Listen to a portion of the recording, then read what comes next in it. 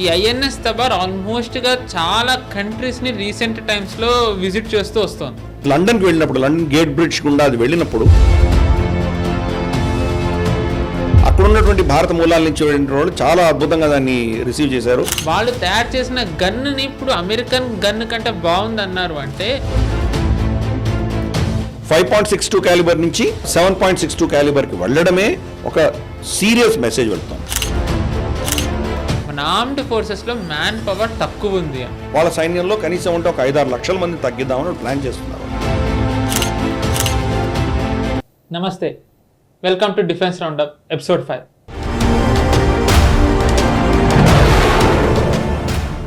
నేను పవన్ శ్రీహర్ష.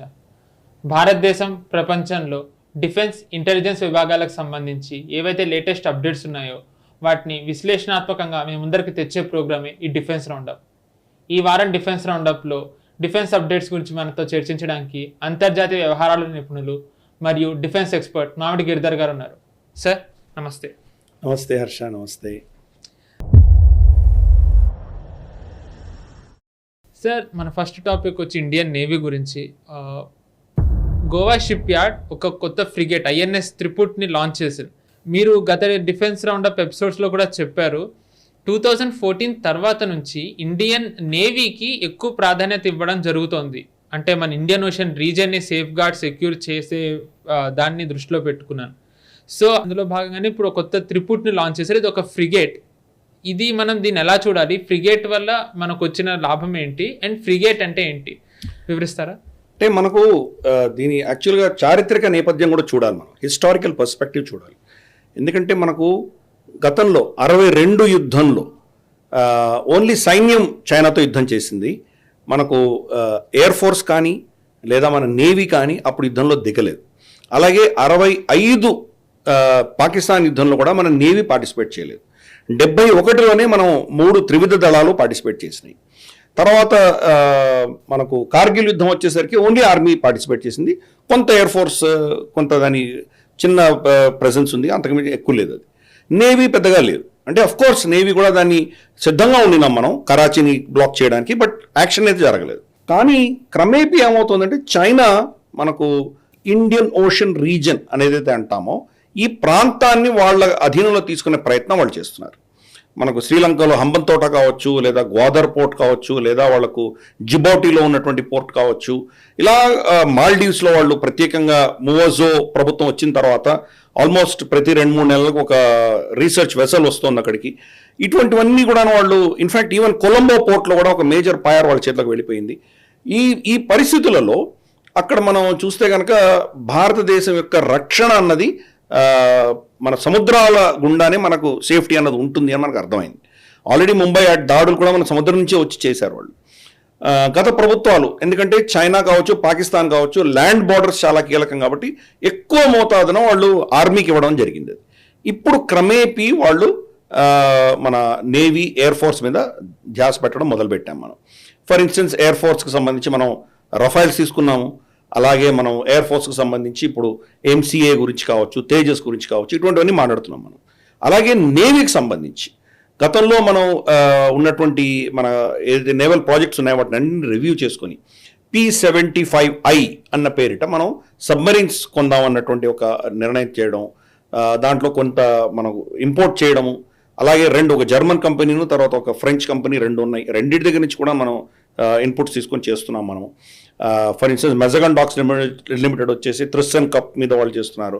అలాగే Goa ship yard వచ్చేసి ఇతరత్ర వాళ్ళకు కూడా టైప్స్ అవి ఉన్నాయి మనకు.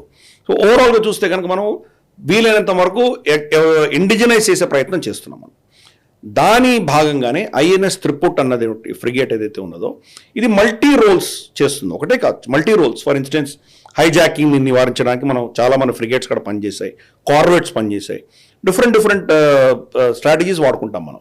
అలాగే మనం హై సీస్లో మనం చేసి కొన్ని యాక్షన్స్ చేయడానికి కావచ్చు, లేదా మనకు సీ టు ఎయిర్ కావచ్చు, సీ టు ల్యాండ్ కావచ్చు, సీ టు సీ కావచ్చు, అలాగే సబ్మరీన్స్ని హంట్ చేసి కొట్టడం కావచ్చు, చాలా వాటిల్లో వీటిని వాడుకోవడం మనం చేస్తున్నాం. అలాగే మనం దీన్ని ఒక లిసనింగ్ పోస్ట్ కాకుండా వాడుకుంటాం మనం. ఫర్ ఇన్స్టెన్స్ మనం డైరెక్ట్గా ఏ దేశం యొక్క సరిహద్దుల్లో వాళ్ళ వాటర్స్లోకి వెళ్లకుండానే ఇంటర్నేషనల్ వాటర్స్లో ఉంటూనే వాళ్ళ దేశంలో జరుగుతున్న కమ్యూనికేషన్స్ కూడా మనం రికార్డ్ చేయగలం. అటువంటి కెపాసిటీ అంతా పెట్టుకొని రఫ్లీ 3,500 to 5,000 టన్నేజ్ డిస్ప్లేస్మెంట్ పెట్టుకుంటుంది. మన ఎయిర్క్రాఫ్ట్ క్యారియర్స్ అయితే కనుక 40,000, 50,000 అట్లా పెద్ద టన్నేజ్ ఉంటుంది. ఇది కొంచెం తక్కువ ఉంటుంది కానీ బట్ ఇది తొందరగా వెళ్ళగలదు. ప్లస్ దీన్ని మనకు స్టెల్త్ ఫ్రిగేట్స్ అంటాం మనం. అంటే రెడార్కి చిక్కకుండా ఉన్నటువంటి దాని డిజైన్స్ ఉంటుంది. దాన్ని రెడార్లో వాళ్ళు చూస్తే కనుక ఏదో మన చేపలు పట్టడానికి వెళ్తున్నటువంటి షిప్ లా కనిపించవచ్చు వాళ్ళకి నిజంగా ఇది ఒక నేవీ అని కనుక్కోవడం కష్టం. ప్లస్ ఆ సిగ్నేచర్ని అబ్జర్వ్ చేసి ఆ సిగ్నేచర్ని అక్కడ రెడార్ సిగ్నేచర్ని వీళ్ళు స్టడీ చేసి దాన్ని మళ్ళీ వీళ్ళు కౌంటర్ చేయగలిగినటువంటి కెపాసిటీ దాంట్లో ఉంటుంది. రెడార్ అంటే ఏంటి? ఒక బీమ్ వచ్చి మీ ఒక ఆబ్జెక్ట్ తగిలి మనకు వెనకాల వెళ్ళి అక్కడ అది సిగ్నల్ ఇస్తుంది అది. సో ఆ సిగ్నల్స్ని వీళ్ళు అబ్జర్వ్ చేయగలరు. ఒకటి. రెండు, ఒకవేళ అబ్జర్వ్ చేయలేకపోతే కూడా దాన్ని కౌంటర్ చేయగలిగినటువంటి కెపాసిటీ వీళ్ళ దగ్గర ఎలక్ట్రానిక్ సిగ్నేచర్స్ ఉంటాయి వీళ్ళకి. సో ఇవన్నీ కూడా దాన్ని డిప్లాయ్ చేస్తారు. కాబట్టి క్రమేపీ మన ఫోకస్ నేవీలో షిఫ్ట్ చేయడము. నిర్మలా సీతారామన్ గారు డిఫెన్స్ మినిస్టర్గా ఉన్నప్పుడు మనకు tri services command first time Andaman Nicobar ఐలాండ్స్లో ఆవిడ ఇనాగ్రేట్ చేయడము. ప్లస్ అక్కడ గణనీయమైనటువంటి ఇన్వెస్ట్మెంట్స్, ఎస్పెషలీ ఇందిరా పాయింట్ ప్రాంతంలో మనం మన బేస్ పెంచుకుంటున్నాం. మన నేవీ బేస్ ఉంది, అక్కడ ఎయిర్ ఫోర్స్ బేస్ ఉన్నది. అది ఒక కీలకమైన గేట్వే. చైనాని రేపటి రోజు అడ్డుకోవాలంటే కనుక చాలా ఒక విధమైనటువంటి మన గేట్ కీపర్లా మనం కూర్చున్నాం అక్కడ. మలక్కా స్ట్రేట్ మనం ఆపగలం. కాబట్టి దాని యొక్క కెపాసిటీ పెంచుకునే దిశగా మనం చేస్తున్నాం. For instance INS Talwar class అని చెప్పేసి వాటిలో మనకు రమారమి 6 షిప్లు ఆల్రెడీ మనకు సర్వీస్లో ఉన్నాయి. For instance INS Talwar, INS Thrissur, ఇవన్నీ కూడా టీతో స్టార్ట్ అవుతాయి. ఐఎన్ఎస్ తబార్, దీని గురించి మళ్ళీ చర్చించుకుందాం. INS Tej, then INS Tarkash, INS Trikand, ఇటువంటి 6 ఆల్రెడీ బరిలో ఉన్నాయి. ఈ క్లాస్కి సంబంధించిందే బట్ విత్ అడ్వాన్స్డ్ టెక్నాలజీ. భారతదేశంలో తయారు చేసింది గోవా షిప్ యార్డ్లో. మనకు మెజగన్ డాక్స్ లిమిటెడ్ వచ్చేసి ముంబైలో ఉన్నది. కొచ్చిన్ షిప్ యార్డ్ ఆల్రెడీ మనకు ఐఎన్ఎస్ విక్రాంత్ని వాళ్ళు తయారు చేశారు. సో ఇవన్నీ ఉండగా గోవా షిప్ యార్డ్లో కూడా ఈ కెపాసిటీ మనం పెంచుకున్నాం. క్రమేపీ మన షిప్ బిల్డింగ్ కెపాసిటీని పెంచుకుంటున్నాం మనం. అలా బెంగాల్లో కూడా జిఆర్ఎస్సి ఉంది. కరెక్ట్. వెస్ట్ బెంగాల్లో కోల్కతాలో జిఆర్ఎస్సి ఉన్నది, అది కూడా చేస్తున్నాం. ఇప్పుడు ఆంధ్రప్రదేశ్లో కూడా వాళ్ళు చేసేటువంటి ప్రయత్నాలు చేస్తున్నారు. సో క్రమేపీ మనం ఏంటంటే మన ఫుట్ ప్రింట్ పెంచుకుంటున్నాం. మనం నేవీ అసెట్స్ పెంచుకునే దిశగా చేస్తున్నాం. మనకు ఫాస్ట్ పెట్రోల్ బోట్స్ గురించి మనం చర్చించాం గత డిఫెన్స్ రౌండప్లో. ఇండియన్ కోస్ట్ గార్డ్కి ఇవ్వడం జరిగింది. అంటే మన సముద్ర తీరానికి దగ్గరగా ఉన్నటువంటి శక్తి పెంచుకుంటున్నాము, దూరంగా వెళ్ళి మనం ఆపరేషన్స్ చేయగలిగిన శక్తి కూడా పెంచుకుంటున్నాం మనం. సో ఈ మల్టిపుల్ యాంగిల్స్లో భారత ప్రభుత్వం ఫోకస్ పెడుతోంది. కాబట్టి దాంట్లో ఈ ఐఎన్ఎస్ త్రిపుట్ అన్నది మనకి ఇప్పుడు టెక్నాలజీ అబ్జర్వ్ అయింది, టెక్నాలజీ భారతదేశంలో చేసుకోగలిగాం. ఇది మోర్ ఆర్ లెస్ ఆల్మోస్ట్ 60-70% భారతదేశంలోని ఈ ప్రొడక్ట్స్ అన్ని మనం తీసుకొని చేసాం. మనం వచ్చే నెక్స్ట్ వర్షన్స్ ఏవైతే వస్తాయో దాని ఇండిజినస్ కంటెంట్ ఇంకా పెరుగుతుంది, 70-80% దాకా వెళ్తుంది. ప్రపంచంలో ఏ దేశం కూడా 100% వాళ్ళ దేశంలో తయారు చేసేటువంటి ఇంత పెద్ద పెద్ద ఎక్విప్మెంట్ ఎవరి దగ్గర ఉండదు, ఎవరి మీద డిపెండ్ అవ్వక తప్పదు. కానీ మీకు ఎప్పుడైతే 60-70% దాటి ఇండిజినస్గా మనం చేసుకుంటామో మోర్ ఆర్ లెస్ మనం దాన్ని ఇండిజినస్ చేసినట్టే చెప్పుకోవచ్చు. ఎందుకంటే సప్లై చైన్స్లో మిగిలిన క్రూషియల్ ఐటమ్స్ ఏవైతే ఒకటో రెండో, ఫర్ ఇన్స్టెన్స్ వాళ్ళ ఇంజిన్స్ చాలా క్రూషియల్ ఉంటుంది. ఆ ఇంజిన్స్ని మనం డిపెండెన్సీ అనేది భారతదేశంలో ఇంకా మనం అన్ఫార్చునేట్లీ మనం డిపెండెంట్ అయి ఉన్నాం. మనం ఆ ఒక్క ఇంజిన్ మన డిపెండెన్సీ తీసేసామంటే మిగతా అంశాలంతా మనం ఇండిజినైజ్ చేసుకున్నాం. దాని నావిగేషన్లో కావచ్చు, దాని కౌంటర్ ఇంటెలిజెన్స్కి సంబంధించిన ఇష్యూ కావచ్చు, ఎలక్ట్రానిక్ వార్ఫేర్ కావచ్చు, సర్వీలెన్స్ కావచ్చు, లేదా రెడార్ సిస్టమ్స్ కావచ్చు, ఇటువంటి వెపన్స్ కావచ్చు. వెపన్స్ ఆఫ్ కోర్స్ మనం ఇంపోర్టెడ్ వాడుతున్నాము, అలాగే ఇండిజినస్ వెపన్స్ కూడా వాడుతున్నాం మనము. అలాగే మనకు డ్రోన్ ఇప్పుడు వచ్చేటి వాటిలన్నింటిలో కూడా డ్రోన్స్ పెడుతున్నాం. ఇన్ఫ్యాక్ట్ ఐఎన్ఎస్ త్రిపుట్లో కూడా డ్రోన్ టెక్నాలజీ చాలా ఉంది.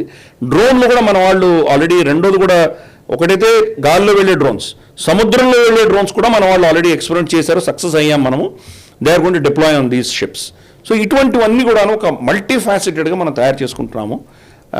సో ఇది మనకు రాబోయే రోజుల్లో చైనాని అరికట్టాలంటే హిమాలయాల్లో వాళ్ళని దెబ్బతీసేటువంటి కెపాసిటీ మనకు ఉన్నా కానీ కూడా అక్కడేమైనా మన దెబ్బ తగిలితే సముద్రంలో వాళ్ళని అరికట్టగలిగిన క్షమత మనకే ఉన్నది. చైనా ఇక్కడ చాలా వీక్గా ఉన్నది. గతంలో 62 యుద్ధంలో కనుక మన నేవీ బరిలో దిగుంటే, మన ఎయిర్ ఫోర్స్ బరిలో దిగుంటే పరిణామాలు వేరేలాగా ఉండేవి. ఆ చరిత్ర మనం ఇప్పుడు చాలా పాఠాలు నేర్చుకోవాలి మనం.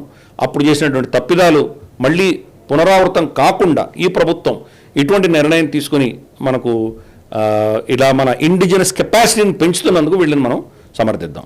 కరెక్ట్ సార్, మీరు అన్నట్టుగా 1962 నుంచి వాళ్ళు పాఠాలు నేర్చుకున్నారు. దాని నుంచి వాళ్ళు ఏవైతే తప్పులు జరగకూడదు అనుకున్నారో మేబీ అందులో భాగంగానే వీళ్ళు నేవీని కూడా స్ట్రెంగ్తెన్ చేస్తున్నారని అనుకోవచ్చు. ఇందాక మీరు హిమాలయన్ రీజన్ అన్నారు సార్. హిమాలయన్లో అయితే మిలిటరీలీ చైనాని మనం వీక్ చేయొచ్చు. కానీ ఇప్పుడే మనం మలాక్కా స్టేట్ గురించి మాట్లాడుకున్నాం. మలాక్కా స్టేట్ వచ్చి అక్కడ చైనాని ఎకనామికల్లీ మనం వీక్ చేయగలుగుతాం. సో మీరు అన్నట్టుగా అది కూడా ఒక పార్ట్ అయి ఉండొచ్చు. అండ్ ఇంకా సార్ ఇది ఇందాక మనం ఫ్రిగేట్స్ గురించి, ఎయిర్క్రాఫ్ట్ క్యారియర్ గురించి మాట్లాడుకున్నాం. మన ఫస్ట్ సిడిఎస్ బిపిన్ రావత్ గారు ఒక స్టేట్మెంట్ ఇచ్చారు ఒకసారి, ఇండియాకి ఏమీ కూడా మొత్తం గ్లోబల్ అంబిషన్ లేదు, మొత్తం అంతా మేమే వాటర్లో ఓషన్స్లో మొత్తం మేము ఉండాలని, మా రీజన్ ఏదైతే ఉందో ఆ రీజన్ని మేము ప్రొటెక్ట్ చేసుకోవాలని అన్నారు. సో అదేమీ ఉత్తి ఫ్రిగేట్తో అవ్వదు.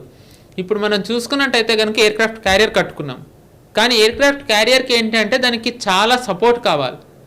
మీరు అన్నట్టు సబ్మెరీన్, ఫ్రిగేట్, కార్బెటీస్, డెస్ట్రాయర్, ఆల్మోస్ట్ ఇప్పుడు ఇవన్నీ కూడా మనం నిర్మించుకుంటూ వస్తున్నాం. సో ఏంటంటే మనది స్ట్రెంగ్తెన్ చేసుకోవడం, మన రీజన్ని సెక్యూర్ చేసుకోవడం, యుద్ధం వస్తే కనుక మన వాటిని కాపాడుకుంటూ అవతల వాళ్ళని అటాక్ చేయడం. అంటే దీన్ని మనం ఎలా చూడాలి సార్? మనం are we preparing ourselves for a war? తప్పకుండా సైన్యం ఉన్నది దానికోసం. యుద్ధం ఎప్పుడైనా వస్తుంది అనే వాడు ప్రిపేర్డ్గా ఉండాలి. మనం చూస్తే కనుక అప్పుడు బాలాకోట్ స్ట్రైక్ చేసిన తర్వాత మన దగ్గర అప్పుడు రఫైల్స్ లేవు, మన దగ్గర పెద్ద పెద్ద ఇవి కెపాసిటీ లేదు. అప్పుడు వాళ్ళు ఎప్పుడైతే F-16 తీసుకొచ్చారో మన దగ్గర ఏముంటే దాని మీద యుద్ధం చేసాం మనం. MiG-21s వీటితో యుద్ధాలు చేసాం మనం. అంటే అప్పుడు ఆర్మీ చీఫ్ అన్నారు, మా దగ్గర లేవు అని మేము చేతులు కట్టుకొని కూర్చోలేం కదా, అవసరం వచ్చినప్పుడు మా దగ్గర ఏది ఉంటే దాన్ని మేము ప్రయోగిస్తామని చెప్పడం జరిగింది. అది కానీ ఫ్యూచర్లో మనకు వస్తుంది కాబట్టి, యుద్ధాలు వస్తాయి కాబట్టి దానికి ప్రిపేర్డ్గా ఉండాలన్న దృష్ట్యా ముందస్తుగానే తయారు చేసుకోవాలి. దప్పిగేసినప్పుడు మనం బాగుతోవలేం కదా, ఆ ప్రయత్నాలు అనేది చేస్తుంది ప్రభుత్వము. అన్ఫార్చునేట్లీ ఏంటంటే మనకు కొన్ని వీక్నెసెస్ ఉన్నాయి. ఇంజిన్ అనేది మనకు చాలా పెద్ద వీక్నెస్ ఉంది. అలాగే మెటలర్జీ కూడా కొంత వీక్నెస్ మనకు ఉంది. ఎందుకంటే ఈ అలాయ్స్ అన్ని కూడా వాళ్ళ దగ్గర అది చాలా పేటెంట్ పెట్టుకుంటారు, వాళ్ళు చెప్పరు మనకు. రోహిణి అన్నది మనకు ఏదైతే మనం ఎక్స్పెరిమెంట్ చేస్తున్నామో అది ఇప్పటికి ఇంకా మనకు ఒక మేజర్ ఫైటర్ ఎయిర్క్రాఫ్ట్లోనో లేదా మేజర్ సబ్మెరీన్స్లో పెట్టగలిగిన కెపాసిటీ ఇంకా మనకు రాలేదు. డెవలప్ చేస్తున్నాం, ఎందుకంటే ఇది ఆల్మోస్ట్ స్క్రాచ్ నుంచి రావాలి. చైనాకి ఈ రోజు లాగా లేదు. చైనా ఇన్ని ఎక్విప్మెంట్ వాళ్ళ దగ్గర, అన్ని ఎయిర్క్రాఫ్ట్స్ అన్ని ఉన్నా కానీ వాళ్ళ దగ్గర లేవు. భారత ప్రభుత్వం చాలా సీరియస్గా దీని మీద వర్క్ చేస్తోంది. కొంత కెపాసిటీ వచ్చింది మనకు. ఇన్ఫ్యాక్ట్ కొన్ని వెర్షన్స్ ఆఫ్ రోహిణి ఏవైతే ఉన్నాయో మనకు రష్యాలో దాని సర్టిఫికేషన్స్ కూడా అయిపోయినాయి. బహుశా అవి కొన్ని చిన్న చిన్న హెలికాప్టర్స్లో వాటిలో మనం పెట్టే ప్రయత్నం చేస్తాం. రాబోయే రోజుల్లో దాన్ని అప్గ్రేడ్ చేసే ప్రయత్నం చేస్తాం. కానీ ఈ కెపాసిటీ బిల్డింగ్ అనేది ఎప్పుడు యుద్ధం వస్తుందనే ప్రిపేర్డ్గానే ఉండాలి మనం. బిపిన్ రావత్ గారు ఇచ్చిన స్టేట్మెంట్ గురించి నువ్వు అడిగావు కాబట్టి మనకు ఇమ్మీడియట్గా వెళ్ళేదో పసిఫిక్ ఓషన్లోనో అట్లాంటిక్ ఓషన్లోనో యుద్ధం చేయగలిగిన కెపాసిటీ మన దగ్గర లేదు. మనకు ఉన్నటువంటి అసెట్స్ అన్నీ కూడా మన శాంక్షన్డ్ అసెట్స్ అన్ని కూడా, ఫర్ ఇన్స్టెన్స్ మనకు air force only 42 squadrons are permitted. 42 squadrons 2 front వార్ని మాత్రమే మనం ఎదుర్కోగలం. దాన్ని దాటి వెళ్ళి మనం ఏమైనా చేసేటువంటి పరిస్థితి ఈరోజు లేదు మనకు. ఎయిర్క్రాఫ్ట్ క్యారియర్స్ మన దగ్గర 2 ఉన్నాయి ఇప్పుడు. రెండిట్లో జనరల్గా ఒకటి సర్వీసింగ్ వెళ్ళేటువంటి పరిస్థితి ఉంటుంది. అప్పుడు ఒకటే ఎయిర్క్రాఫ్ట్ క్యారియర్తో మనం పనిచేయాల్సి వస్తుంది. అందుకని 3వది ఆర్డర్ ఇచ్చారు. 3వది వచ్చిందంటే ఒకటి సర్వీస్కి వెళ్ళినా కనీసం 2 ఉంటాయి. ఒక బే ఆఫ్ బెంగాల్, ఒక అరేబియన్ సీ, ఈ 2 ప్రాంతాల్లో కనీసం గస్తీ తిరగలిగిన కెపాసిటీ ఉంటుందని. మనకు ఉన్నట్టు పెద్ద అడ్వాంటేజ్ ఏంటంటే ఫిక్స్డ్ ఎయిర్క్రాఫ్ట్ క్యారియర్స్ ఉన్నాయి మనకు, which is Andaman Nicobar islands. Andaman Nicobar islands కదలకపోయినా కానీ మొత్తం అక్కడ సరిగ్గా ఆ గేట్ కాపరిగా మనం కూర్చొని ఉన్నాం. కాబట్టి అదొక పెద్ద asset. Andaman, Nicobar 2 major aircraft carriers కింద మనం భావించవచ్చు. కాబట్టి మనం ఈ ఫ్రిగేట్స్, కార్వెట్స్, తర్వాత మనకు supply ships, in fact only helicopter dex ఉన్న షిప్లు ఉంటాయి మన దగ్గర. ఇవి కార్వెట్స్ మీద వాటి దగ్గర ఉండకపోవచ్చు కెపాసిటీ. కాబట్టి హెలికాప్టర్ లాంటివి, డ్రోన్స్ లాంటివి ల్యాండ్ చేయడానికి ఓన్లీ డెక్ వెళ్తుంది. అటువంటివి ఉంటాయి కొన్ని. ఫుడ్, తర్వాత వాటర్ సప్లై, ఇవన్నీ కూడా ఏంటంటే మనకు యుద్ధం చేయడానికి వెళ్ళే సైనికుడు వెనకాల పెద్ద సరంజామా ఉంటుంది. ఇదంతా కెపాసిటీ, లాజిస్టిక్స్ లేకపోతే కన్నా యుద్ధం చేయలేడు. అలాగే షిప్ కూడా, ఒక ఫైటర్ షిప్ వెళ్తుందంటే దానికి వెనకాల హంగులు చాలా ఉంటాయి. ఇవన్నీ కూడా మనం సమకూర్చుకుంటున్నాము. రేపటి రోజు ఇప్పుడు 3 ఎయిర్క్రాఫ్ట్ క్యారియర్ కాకుండా 4వ ఎయిర్క్రాఫ్ట్ క్యారియర్ వెళ్ళాలంటే ఈజీ, సునాయాసంగా వెళ్ళొచ్చు. ఎయిర్క్రాఫ్ట్ క్యారియర్ అన్నది మనకు మహాభారతంలో చెప్పినటువంటి లాంటివి. మహారథికుడు ఉంటాడు. మహారథికుడు దగ్గర మొత్తం చక్రాలు ప్రొటెక్ట్ చేసేవాళ్ళు, వెనకాల ఉండేవాళ్ళు, ఇటువంటి వాళ్ళు అనమాట. అంటే తన మీద వస్తున్న మిసైల్స్ని వాళ్ళు కౌంటర్ చేసేవాళ్ళు, ఒక ఫ్లీట్ లాగా వెళ్తారనమాట. అలాగే ఎయిర్క్రాఫ్ట్ క్యారియర్ కూడా ఒక పెద్ద ఫ్లీట్ అది. దానికి సబ్మెరీన్స్ ఉంటాయి, కార్వెట్స్, ఇవన్నీ కూడా ఇందాక చెప్పినవన్నీ కూడా ఉంటాయి, హంగులన్నీ ఉంటాయి. మనం అవి పెంచుకుంటున్నాం మనం. కాబట్టి రేపటి రోజు మనకు అది ఇంకా అడిషనల్ ఎయిర్క్రాఫ్ట్ క్యారియర్స్ కానీ, లేదా మన అండమాన్స్ కానీ, అండమాన్ నికోబార్ ఐలాండ్స్ కానీ, లక్షద్వీప్ కానీ, ఇక్కడ మనం ఈ కార్వెట్స్ తోటే మనం దానినే మనం ఒక ఎయిర్క్రాఫ్ట్ క్యారియర్ వాడుకునేటువంటి పరిస్థితి మనకు రాబోతుంది. కాబట్టి this is definitely move to be prepared for a war. యుద్ధం వచ్చి తీరుతుంది, ఈరోజు కాకపోతే రేపు, రేపు కాకపోతే ఎల్లుండి వచ్చి తీరుతుంది. పాకిస్తాన్ నుంచి వస్తుందా లేదా అనేది పెద్ద ప్రశ్న. పాకిస్తాన్ని చైనా లాంటి దేశాలు వాడుకునేటువంటి అవకాశం లేకపోలేదు. కానీ చైనాతో మాత్రం తప్పకుండా యుద్ధం వస్తుంది. ఎందుకంటే చైనా రేపటి రోజు షీ జిన్పింగ్ ఏమైనా అయిందంటే ఎక్కడో యుద్ధం చేసి తన పొజిషన్ కాపాడుకునేటువంటి పరిస్థితి తనకు వస్తుంది. అది తైవాన్తో యుద్ధం చేసే కెపాసిటీ ఈరోజు లేదు. అమెరికా వీళ్ళందరూ దాంట్లో ఇన్వాల్వ్ అయినారు. కాబట్టి ఏ సపోర్టు లేని దేశం ఏదైనా అంటే భారతదేశం. కాబట్టి మన మీద దుశ్చర్య చేసేటువంటి ప్రయత్నం ఆయన తప్పకుండా చేస్తాడు ఆయన. కాబట్టి దానికి మనం సిద్ధంగా ఉండాలి. శత్రు గతంలో నెహ్రూ చేసిన తప్పిదం మనం చేయకూడదు. చైనా మన మీద ఏం దాడి చెయ్యదు అని నేను నిర్ణయించుకొని ఆయన పెద్దగా దాన్ని పట్టించుకోలేదు. కాబట్టి మనం చాలా గణనీయంగా దెబ్బతిన్నాం అప్పుడు. అటువంటి పరిస్థితి లేకుండా we're getting ready for a war. Right sir. Coming to the next topic, ఇందాక మనం ఫ్రిగేట్లో త్రిపుట్ గురించి మాట్లాడుకున్నాం. ఇప్పుడు అదే ఫ్రిగేట్లోని ఐఎన్ఎస్ తబార్ గురించి మాట్లాడుకోవాలి. ఈ ఐఎన్ఎస్ తబార్ ఆల్మోస్ట్గా చాలా కంట్రీస్ని రీసెంట్ టైమ్స్లో విజిట్ చేస్తూ వస్తుంది. రష్యాలో పరేడ్కి వెళ్ళింది, అక్కడ రష్యన్ ప్రెసిడెంట్ పుతిన్ వాళ్ళని వెల్కమ్ చేయడం జరిగింది. తర్వాత జర్మనీ వెళ్ళింది, తర్వాత యూకే వెళ్తే అక్కడ యూకే నేవీ చీఫ్ అక్కడున్న మన క్రూని విజిట్ చేశారు. తర్వాత స్వీడన్ వెళ్ళింది, ఇప్పుడు డెన్మార్క్. అంటే ఎందుకు వెళ్తాం సార్? దట్టు రష్యా నుంచి వెళ్ళిన కంట్రీస్ చూసినట్టయితే కంప్లీట్లీ రష్యాని విభేదించే కంట్రీస్ ఇవన్నీ, NATO countries or even US allied countries ఇవి. మనం దీన్ని రష్యా నుంచి అక్కడికి పంపడం, ఇందులో ఏమైనా మెసేజ్ ఉందా? దీన్ని ఎలా చూడాలి సార్? తప్పకుండా ఇటువంటి ట్రాన్సిట్స్ అని కూడా మెసేజే ఉంటుంది. మెసేజ్ లేకుండా మనం వెళ్ళాం అక్కడికి. రష్యాకి వెళ్ళడం అనేది ఫస్ట్ వెళ్ళాం మనం. రష్యాలో వాళ్ళ ఒక నేవల్ ఎక్సర్సైజ్ కావచ్చు, వాళ్ళ నేవల్ సెలబ్రేషన్స్కి వెళ్ళాం మనం. అక్కడ వ్లాడిమిర్ పుటిన్ స్వయాన వీళ్ళందరినీ కలవడము, వీళ్ళని అభినందించడం, ఇవన్నీ చూసాం మనం. దాని తర్వాత నేటో దేశాలకు వెళ్ళడం అంటే మనం we're neutral to everybody and we're friends to everybody అన్నటువంటి మన అందరికి మిత్రులమే, ఎవరితోటి మనం ఎవరి కూటమిలో లేము అన్నటువంటి ఒక మెసేజ్ పంపించడానికి మనం చేశాము. పైపెచ్చి మనం అక్కడికి ఫర్ ఇన్స్టెన్స్ లండన్కి వెళ్ళినప్పుడు, లండన్ గేట్ బ్రిడ్జ్ గుండా అది వెళ్ళినప్పుడు మన వాళ్ళు బ్యాండ్ అవన్నీ చేసేసరికి మన అక్కడ ఉన్నటువంటి భారత మూలాల నుంచి వెళ్ళిన వాళ్ళు చాలా అద్భుతంగా దాన్ని రిసీవ్ చేశారు. భారత జెండాలు పట్టుకుని వాళ్ళందరూ ఆల్మోస్ట్ మన ఇండిపెండెన్స్ డే సమయంలో దరిదాపుల్లో వెళ్ళారు. 1-2 రోజులు ముందర వెళ్ళడం జరిగింది. దానికోసం గేట్ బ్రిడ్జ్ ఓపెన్ చేయడం, ఇది వెళ్ళడం, అది పెద్ద సెరమనీగా చాలా అద్భుతంగా జరిగింది లండన్లో. హ్యాంబర్గ్కి వెళ్ళారు, స్వీడన్కి వెళ్ళారు, తర్వాత ఇప్పుడు డెన్మార్క్లో ఉన్నారని తెలుస్తోంది. కాబట్టి ఇవంతా ఏంటంటే మనం అదే పనిగా దాన్ని అనౌన్స్ చేయడం, మేము ఇక్కడ వెళ్తున్నామని చెప్పడం, ఇలా పోర్ట్ కాలింగ్స్ అనేవి చాలా జరుగుతుంటాయి.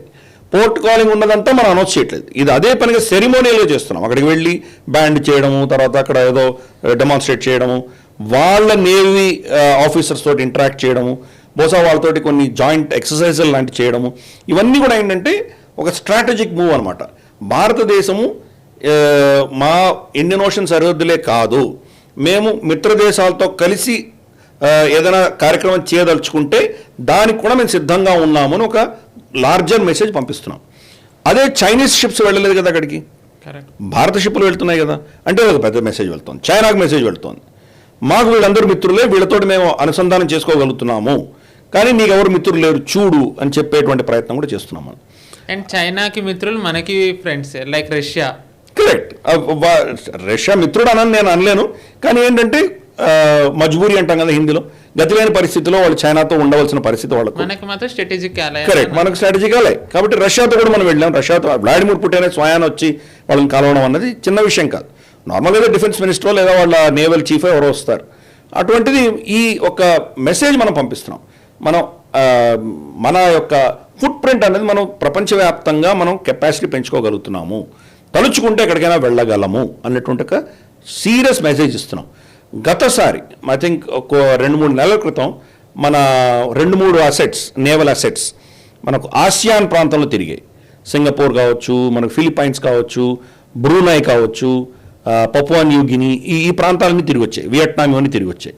అంటే సౌత్ చైనా సీలో కూడా మనం ప్రొజెక్ట్ చేసాం. ఇప్పుడు యూరోప్లో వెళ్తున్నాం మనం. కాబట్టి ఇవన్నీ ఏంటంటే ఒక విధమైనటువంటి ఒక లార్జర్ మెసేజింగ్. భారతదేశం అన్నది కుంచితమైనటువంటి దేశం కాదు, వాళ్ళలో వాళ్ళే ఆలోచించుకునేటువంటి దేశం కాదు, ప్రపంచవ్యాప్తంగా అవసరమైతే మేము ఉన్నాము అన్నటువంటి ఒక మెసేజ్ పంపించడం అనేది చేస్తున్నాను దీంతో. Correct sir.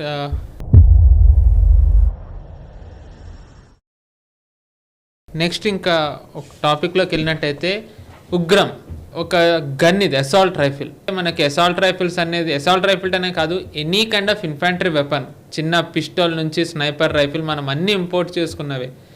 ఈ టైంలో ఉగ్రం అనే ఒక అసాల్ట్ రైఫిల్ని మన గవర్నమెంట్ ఏజెన్సీ టెస్ట్ చేసింది అండ్ అది చాలా సక్సెస్ అయింది. ఎంత సక్సెస్ అయింది అంటే అమెరికన్ గన్ ఏదైతే ఉందో మన ఆర్మీ తీసుకున్నది 6 Sauer, దానికంటే బాగా పనిచేసిందని సెంట్రల్ ఆర్మ్ పోలీస్ ఫోర్సెస్ వాళ్ళు అంటున్నారు. లైక్ ఎన్ఎస్జి కానివ్వండి, లేకపోతే ఐటీబీపీ, బిఎస్ఎఫ్, సిఆర్పిఎఫ్. ఇది చాలా పెద్ద అచీవ్మెంట్. ఏ గవర్నమెంట్ ఏ కంపెనీస్ని అయితే మన వాళ్ళు ఎక్కువ ఎంకరేజ్ చేయలేదు, గన్స్ని రిజెక్ట్ చేశారో ఆర్ అంత వాడలేదు, వాళ్ళు తయారు చేసిన గన్నుని ఇప్పుడు అమెరికన్ గన్ కంటే బాగుంది అన్నారు అంటే మన పనితనం బాగా ఇంప్రూవ్ అయింది అనుకోవాలా? ఎలా చూడాలి సార్ దీన్ని? ఆఫ్ కోర్స్ దీంట్లో చాలా మల్టిపుల్ దానికి కారణాలు ఉన్నాయి. ఒకటి, మన ఇండిజినస్ కెపాసిటీ మనం బాగా పెరిగింది. రెండవది అప్రోచ్, మన ఆలోచన దృక్పథం మారింది. గతంలో ఈ సిఏపిఎఫ్ అని అన్నావు కాబట్టి సిఏపిఎఫ్ అని కూడా మనం మన ప్రేక్షకులు క్లారిఫై చేద్దాం. మన పారామిలిటరీ ఫోర్సెస్ అన్న పదం ఒకటి వాడతారు అందరు జనరల్గా, మనం కూడా వాడుతుంటాం, మనం కూడా చాలా గతంలో కూడా వాడాం. మనం పారామిలిటరీ అనేసరికి వాళ్ళు మిలిటరీలో ఒక భాగం అనేటువంటి ఒక ఇంప్రెషన్ వస్తుంది కాబట్టి అఫీషియల్గా వాళ్ళని సిఏపిఎఫ్ అంటారు, సెంట్రల్ ఆర్మ్డ్ పోలీస్ ఫోర్స్ అన్నటువంటి పదం వాడతారు. వాళ్ళు మిలిటరీ కాదు అన్నది సిఏపిఎఫ్. సిఏపిఎఫ్లో చాలా ఉన్నాయి. మనకు బిఎస్ఎఫ్ కావచ్చు, రాష్ట్ర రైఫల్స్ కావచ్చు, అస్సాం రైఫల్స్ కావచ్చు, ఐటీబీపీ కావచ్చు, ఇటువంటివి మనకు ఏవైతే ఉన్నాయో ఇవన్నీ కూడాను పారామిలిటరీ ఫోర్సెస్ అని జనరల్గా మనం పిలుస్తాం. యాక్చువల్గా సిఏపిఎఫ్ అని పిలవాలి. వాళ్ళు ఏంటంటే గతంలో 5.62 క్యాలిబర్ వెపన్స్ వాడేవాళ్ళు. కోర్స్ చిన్న బుల్లెట్ అయినా కానీ మనిషిని చంపగలదు, కానీ దాని లీథాలిటీ కొంచెం తక్కువ ఉండేది. ఫర్ ఇన్స్టెన్స్ ఈ ఫైరింగ్లో వాళ్ళు బాగా ఇంజూర్ అయ్యేవాళ్ళు, కానీ చనిపోయేటువంటి పరిస్థితి అందరికీ రాకపోవచ్చు, కొంతమంది బతికేటువంటి అవకాశాలు ఉన్నాయి. కానీ ఇప్పుడు 7.62 × 51 mm ఉగ్రం ఏవైతే మనకు అసాల్ట్ రైఫిల్స్ వీళ్ళు వాడడం మొదలుపెట్టారో ఇంటెన్షన్ చాలా క్లియర్గా ఉంది. Shoot to kill. అంటే మీరు కనుక నిజంగా అల్లర్లు చేసి మీరు కనుక రక్షణను భంగం చేసేటువంటి పరిస్థితి వస్తే, షూట్ చేస్తే మీరు బతికే ఛాన్సెస్ చాలా తక్కువ ఉన్నాయి. ఒక విధమైనటువంటి ఫర్మ్ డెసిషన్ తీసుకున్నారు. ఇది ఒక స్ట్రాటజిక్ మూవ్ కింద మనం ఫస్ట్ యాక్సెప్ట్ చేయాలి. 5.62 క్యాలిబర్ నుంచి 7.62 క్యాలిబర్కి వెళ్ళడమే ఒక సీరియస్ మెసేజ్ వెళ్తుంది. అది సిఏపిఎఫ్ అందరూ కూడా వాళ్ళ దగ్గర దీన్ని అప్రూవ్ చేశారు. ఇంకా ఆర్మీ దగ్గరికి వెళ్ళలేదు, ఎందుకంటే ఆర్మీ ఇప్పుడు కూడా AK-203 వాళ్ళు అంతా కూడాను ప్రస్తుతానికి వాడుతున్నారు. వాళ్ళు రాయ్బరేలీలో అవి మ్యానుఫ్యాక్చర్ అవుతున్నాయి, రాయ్బరేలీలో మ్యానుఫ్యాక్చర్ అయ్యి సప్లై చేస్తున్నారు. ఇన్ఫ్యాక్ట్ వీళ్ళు ఉగ్రం మ్యానుఫ్యాక్చరింగ్ వాళ్ళు క్లెయిమ్ చేస్తున్నారు AK-203 కంటే కూడా మాది చాలా లీతల్, మాది చాలా పర్ఫెక్ట్గా ఉంది అని చెప్తున్నారు వాళ్ళు. బహుశా దానికి సమయం పడుతుంది ఒకటి. రెండవది ఏంటంటే మనం రష్యా మనకు స్ట్రాటజిక్ పార్ట్నర్షిప్ ఉంది కాబట్టి వాళ్ళ దగ్గర కొన్ని కొనవలసిన ఆవశ్యకత ఉంది కాబట్టి మనం AK-203 మనం భారతదేశంలో మ్యానుఫ్యాక్చరింగ్ వాళ్ళతో టైప్ పెట్టుకున్నాం. మనము క్రమేపీ సైన్యంలో కూడా ఈ ఉగ్రం వస్తుంది అని నేను భావిస్తున్నాను. ఇది మనకు పెద్ద అచీవ్మెంట్. గతంలో ఇన్సాస్ రైఫల్స్ వాడేవాళ్ళు, ఇన్సాస్ రైఫల్స్ అన్నీ కూడా ఇంపోర్టెడ్ టెక్నాలజీ, ఇంపోర్ట్స్ అక్కడ చేసుకునేవాళ్ళం. మనం ప్రస్తుతానికి మన టెక్నాలజీ తోటి మన దేశంలో తయారు చేయగలిగినటువంటి ఒక అద్భుతమైనటువంటి ఆవిష్కరణ ఇది. కాబట్టి మనం వీళ్ళందరినీ కూడాను దానికి సంబంధించినటువంటి రీసెర్చ్ సైంటిస్ట్ కావచ్చు, లేదా దానికి సంబంధించినటువంటి ఇండస్ట్రీ కావచ్చు, ఎవరైతే దీన్ని మ్యానుఫ్యాక్చర్ చేస్తున్నారో వాళ్ళు కావచ్చు, అలాగే మన ఆర్మ్డ్ ఫోర్సెస్ కావచ్చు, దీన్ని ఎవరైతే అంటే సిఏపిఎఫ్ కావచ్చు, ఎవరైతే దీన్ని యాక్చువల్గా దాన్ని యాక్సెప్ట్ చేసి దాన్ని వాడడం మొదలుపెట్టారు, వీళ్ళందరినీ కూడా మనం అభినందించాలి. క్రమేపీ మన ఆత్మ నిర్భరత పెంచుకుంటున్నాం. మనకే శక్తి పెంచుకునే దిశగా వెళ్తున్నాము. ఇది ఫస్ట్ స్టెప్. మనకు ఆత్మనిర్భరత వచ్చిన తర్వాత నెక్స్ట్ దీన్ని మనం ఎక్స్పోర్ట్ కూడా చేయగలం. మనమే ఒక ప్రపంచంలో ఒక పవర్ఫుల్ ఇండస్ట్రీగా ఎదిగి మనం ఒక ఆల్టర్నేట్, ఈ అమెరికన్ కూటమిలకు తర్వాత రష్యన్ కూటమికి ఆల్టర్నేట్గా ఎదిగేటువంటి ఒక దారిలో ఇది ఒక పెద్ద మెట్టు కింద నేను భావిస్తాను. Correct sir. ఇందులో మీరు ఇందాక చెప్పారు లిథాలిటీ అని. ఈ లిథాలిటీ మెసేజ్ ఏదైతే ఉందో ఆర్మీ గురించి మనం మాట్లాడట్లేదు, సెంట్రల్ ఆర్మ్డ్ పోలీస్ ఫోర్సెస్ అంటే బార్డర్ని గార్డ్ చేసే BSF, India Pakistan, India Bangladesh. దాని తర్వాత ITBP, India China border. India China అనకూడదు, అందుకనే దాని పేరు Indian Tibetan border police. Correct, but still ఇప్పుడు చైనా ఉంది కాబట్టి చైనీస్ సైన్యం ఉంది, occupied Tibet. Okay right, but చైనాని బార్డర్ కాకపోయినా చైనాని ఎదుర్కొంటున్న ఐటీబీపీ అండ్ సిఆర్పిఎఫ్, మావోయిస్టులను ఎవరైతే అడవుల్లో ఉండి ఇప్పుడు కరెంట్లీ ఆపరేషన్స్ చేస్తున్నారో వాళ్ళని. సో అంటే ఇది ఇన్ ఏ వే మన దేశంలో ఉన్న ఈ అర్బన్ నక్సల్స్కి and at the same time పాకిస్తాన్కి కూడా మెసేజ్ అని అనుకోవచ్చా? అంటే సిఆర్పిఎఫ్ యాక్చువల్గా జమ్మూ కాశ్మీర్లో చాలా సిగ్నిఫికెంట్గా ఉన్నారు. యాంటీ టెర్రర్ ఆపరేషన్స్ సిఆర్పిఎఫ్ చాలా ముందస్తుగా ఉంది. Jammu Kashmir police of course వాళ్ళ అధీనంలోనే ఆపరేషన్స్ జరుగుతాయి. వాళ్ళ తర్వాత next force is CRPF. CRPF capacity కూడా దాటితే అప్పుడు రాష్ట్రీయ రైఫల్సో, ఐటీబీపీనో, బిఎస్ఎఫ్ఓ వీళ్ళు దిగుతారు బరిలోకి. వాళ్ళు కూడా దాటితే డైరెక్ట్గా ఆర్మీ వస్తుంది. ఆర్మీలో ఎవరో మనకు తెలియదు, అప్పుడు ఉన్నాడు పంజాబ్ రెజిమెంటో, లేకపోతే మనకు తెలియదు అస్సాం రైఫల్, ఇతరత్ర మనకు డోగ్రా రెజిమెంట్, ఇటువంటివి చాలా వస్తాయి అక్కడికి. బట్ ఫస్ట్ ఆపరేషన్ అంటే జమ్మూ కాశ్మీర్ పోలీస్ తోటి అనుసంధానం చేసి వాళ్లకు ఎక్స్ట్రా కవర్ ఇచ్చేది సిఆర్పిఎఫ్. కాబట్టి సిఆర్పిఎఫ్కి చాలా మల్టీఫాసెటెడ్ కెపాసిటీ ఉంది. నక్సల్ ఆపరేషన్స్ ఉంది, అలాగే అర్బన్ అన్రెస్ట్, ఈ అల్లర్లు జరిగేటప్పుడు సిఆర్పిఎఫ్ బటాలియన్స్ దించుతాం మనము. సెక్యూరిటీ ప్రొవైడింగ్, ఎన్నికలప్పుడు సెక్యూరిటీ ప్రొవైడ్ చేయడం కావచ్చు, ఇతరత్ర మనకున్నటువంటి అంతర్గతమైనటువంటి శత్రువులను ఎదిరించడానికి సిఆర్పిఎఫ్ ఉంది. లాస్ట్ మనం డిఫెన్స్ రౌండప్ లో కూడా చెప్పాము, అస్సాం ఇది ఇప్పుడు మణిపూర్లోకి వెళ్ళింది కూడా సిఆర్పిఎఫ్. కరెక్ట్, సిఆర్పిఎఫ్ వెళ్ళింది, అక్కడ అస్సాం రైఫల్స్ని తీసేది అక్కడ పంపించారు. ప్లస్ ఇందాక నేను చెప్పినట్టు జమ్మూ కాశ్మీర్లో యాంటీ టెర్రర్ ఆపరేషన్ సంబంధించి కూడా వీళ్ళ దగ్గర చాలా నైపుణ్యత ఉన్నది. ఇన్ఫ్యాక్ట్ రజౌరీ అన్న డిస్ట్రిక్ట్ నుంచి లోకల్ ముస్లిమ్స్ సిఆర్పిఎఫ్లో చాలా పెద్ద మోతాదున వాళ్ళు చేరతారు అక్కడ. వాళ్ళు చాలామంది బలిదానం ఇచ్చారు. ఇవన్నీ కూడా మనకు తెలియదు. సిఆర్పిఎఫ్లో జమ్మూ కాశ్మీర్ చనిపోయిన వాళ్ళలో చాలా సిగ్నిఫికెంట్ శాతం మనకు పూంచ్, రాజౌరీ ప్రాంతంలో ఉన్నటువంటి ముస్లిమ్స్ ఉన్నారు. మనకు కాశ్మీర్ వ్యాలీలో ఉన్న ముస్లిమ్స్కిను జమ్మూ ప్రాంతంలో ఉన్న ముస్లిమ్స్కి కొంత తేడా ఉన్నది. ఇక్కడ రాడికలైజ్డ్ అంత కాలేదు, అక్కడ ఉన్న రాడికలైజేషన్ లేదు. వీళ్ళు మన ఫోర్సెస్లో చేరతారు, వాళ్ళ మీద మనకు ట్రస్ట్ కూడా ఉన్నది. కాబట్టి వాళ్ళు చాలా బలిదానాలు ఇచ్చారు. కాబట్టి సిఆర్పిఎఫ్ అన్నది ఒక చాలా మోస్ట్ ఇంపార్టెంట్, మన దేశ రక్షణ భద్రతకు సంబంధించి చాలా కీలక పాత్ర పోషిస్తుంది. మిగతా ఒక స్పెసిఫిక్ ఏరియాస్లో పనిచేస్తాయి. ఐటీబీపీ అన్నది నార్మల్గా 90% వాళ్ళు ఇండో టిబెటన్ బార్డర్లోనే పనిచేస్తారు. బిఎస్ఎఫ్ మన సరిహద్దులో పనిచేస్తుంది. అస్సాం రైఫల్స్ మనకు తెలిసిందే, అస్సాం ప్రాంతంలో ఎక్కువగా ఉంటుంది అది. సో ఇలా అనమాట. వాటి కాకుండా సిఆర్పిఎఫ్ ఎక్కడైనా డిప్లాయ్ చేయొచ్చు. కాబట్టి దాని ఒక మల్టీ ఫ్యాసెటెడ్ కెపాసిటీ సిఆర్పిఎఫ్కి ఉంది. కరెక్ట్ సార్, మీరు అన్నట్టుగా ఇందాక వీళ్ళని అభినందించడమే కాకుండా ఇలాంటివే ఇంకా జరగాలని, ఎంత ఇండిజినస్ అయితే కనుక మన ఫోర్సెస్కి అంత ధైర్యం ఉంటుంది, మనకి అంత మంచిది క్రైసిస్ టైంలో. ఇండిజినస్ అన్నాము, ఆత్మనిర్భరత అన్నాము. రీసెంట్లీ మన డిఆర్డిఓ టెస్ట్ చేసింది sir, Sebex, world's most lethal explosive. ప్రపంచంలోనే దీనంత డేంజరస్ ఎక్స్ప్లోజివ్ ఇంకొకటి లేదు అని అఫీషియల్లీ ఇది అన్నది ఇండియన్ నేవీ. కరెక్ట్, ఇది భారతదేశంది కాదు, భారతదేశం దగ్గర ఉన్న మోస్ట్ డేంజరస్ కాదు, వరల్డ్లోదే అని అన్నారు. సో ఈ సెబెక్స్ అంటే ఏంటి సార్? దీని ద్వారా మనం దీన్ని ఎలా చూడొచ్చు? వార్ టైంలో కానివ్వండి, లేకపోతే మన ఆర్మ్డ్ ఫోర్సెస్కి ఇది ఎలా ఉపయోగపడుతుంది? చిన్న క్లారిఫికేషను. మోస్ట్ లీథల్ అంటే ఎప్పుడైనా న్యూక్లియర్ బాంబే లీథల్ ఉంటుంది. న్యూక్లియర్ కానీ, ప్లూటోనియం కానీ, యురేనియం కానీ ఇవి వాడినటువంటి బాంబ్సే మోస్ట్ లీథల్ ఉంటాయి. మనకు లీథాలిటీ అనేది అంటే ఎంత విధ్వంసం సృష్టించగలదు అన్నది టీఎన్టీ టర్మ్స్లో దాన్ని వాడతారు. టీఎన్టీ అంటే కనుక అది మనం నోరు తెరవ చదువుదాం మనం, ట్రైనైట్రోటోలేన్ అన్న పదార్థం అది. ఇది ఎప్పుడో ఆల్ఫ్రెడ్ నోబెల్ టైంలో అది ఇన్వెంట్ చేసింది. అది దాని యొక్క కెపాసిటీ, ఒక టీఎన్టీ యొక్క కెపాసిటీ ఆధారంగానే మిగతా వెపన్స్ మిగతా ఎక్స్ప్లోజివ్ అన్నిటిని కూడా దాంతో పోల్చి మాట్లాడతారు వాళ్ళు. సరే, మన న్యూక్లియర్ వెపన్స్ గురించి మాట్లాడట్లేదు. నాన్ న్యూక్లియర్ వెపన్స్లో ఇది మోస్ట్ లీథల్ అని చెప్పడం మనం విన్నాము. ఈవెన్ బ్రహ్మోస్కి తిరుగులేదు లిటరల్గా. ఈరోజు చైనా దేనికైనా భయపడుతుందంటే బ్రహ్మోస్కే భయపడుతుంది. బ్రహ్మోస్కి తిరుగు లేనటువంటి బ్రహ్మోస్లో కూడా 1.3 TNT మాత్రమే దాంట్లో ఉంది కెపాసిటీ.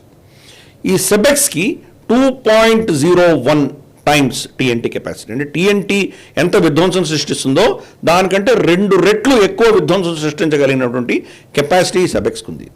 ఇది కూడా మనకు ఎకనామిక్ ఎక్స్ప్లోజివ్స్ లిమిటెడ్ అని చెప్పి ఒక కంపెనీ, మన భారతదేశంలో కంపెనీ అది చేసింది, అది ఎక్స్పెరిమెంట్ చేసింది. అక్కడతో ఆగలేదు, ఇన్ఫ్యాక్ట్ రీసెర్చ్ జరుగుతోంది. బహుశా దీన్ని 2.5 కెపాసిటీ టీఎన్టీ కెపాసిటీకి తీసుకెళ్లేటువంటి ప్రయత్నాలు జరుగుతున్నాయి. వాళ్ళు ఆల్మోస్ట్ కాన్ఫిడెంట్ త్వరలోనే అది కూడా తీసుకొస్తామంటున్నారు. కానీ ఇప్పుడున్నటువంటి సెబెక్స్ మాత్రం 2.01 టైమ్స్ టీఎన్టీ అని చెప్తున్నారు. ఇది కనుక మనం ఏదైనా అస్త్రంలో పెట్టి మనం వాడామంటే, మన మిసైల్స్లో కానీ మన రాకెట్స్లో కానీ దేంట్లోనే మనం వాడామంటే లీథాలిటీ ఎంత పెరుగుతుందో మనం చూడొచ్చు. చిన్న చిన్న ఆకాశ్, పినాక ఇటువంటి చిన్న మిసైల్స్లో కూడా లీథాలిటీ మనం, అంటే డిస్ట్రక్షన్, విధ్వంసం చాలా ఎక్కువ మోతాదులో మనం విధ్వంసం సృష్టించవచ్చు మనం.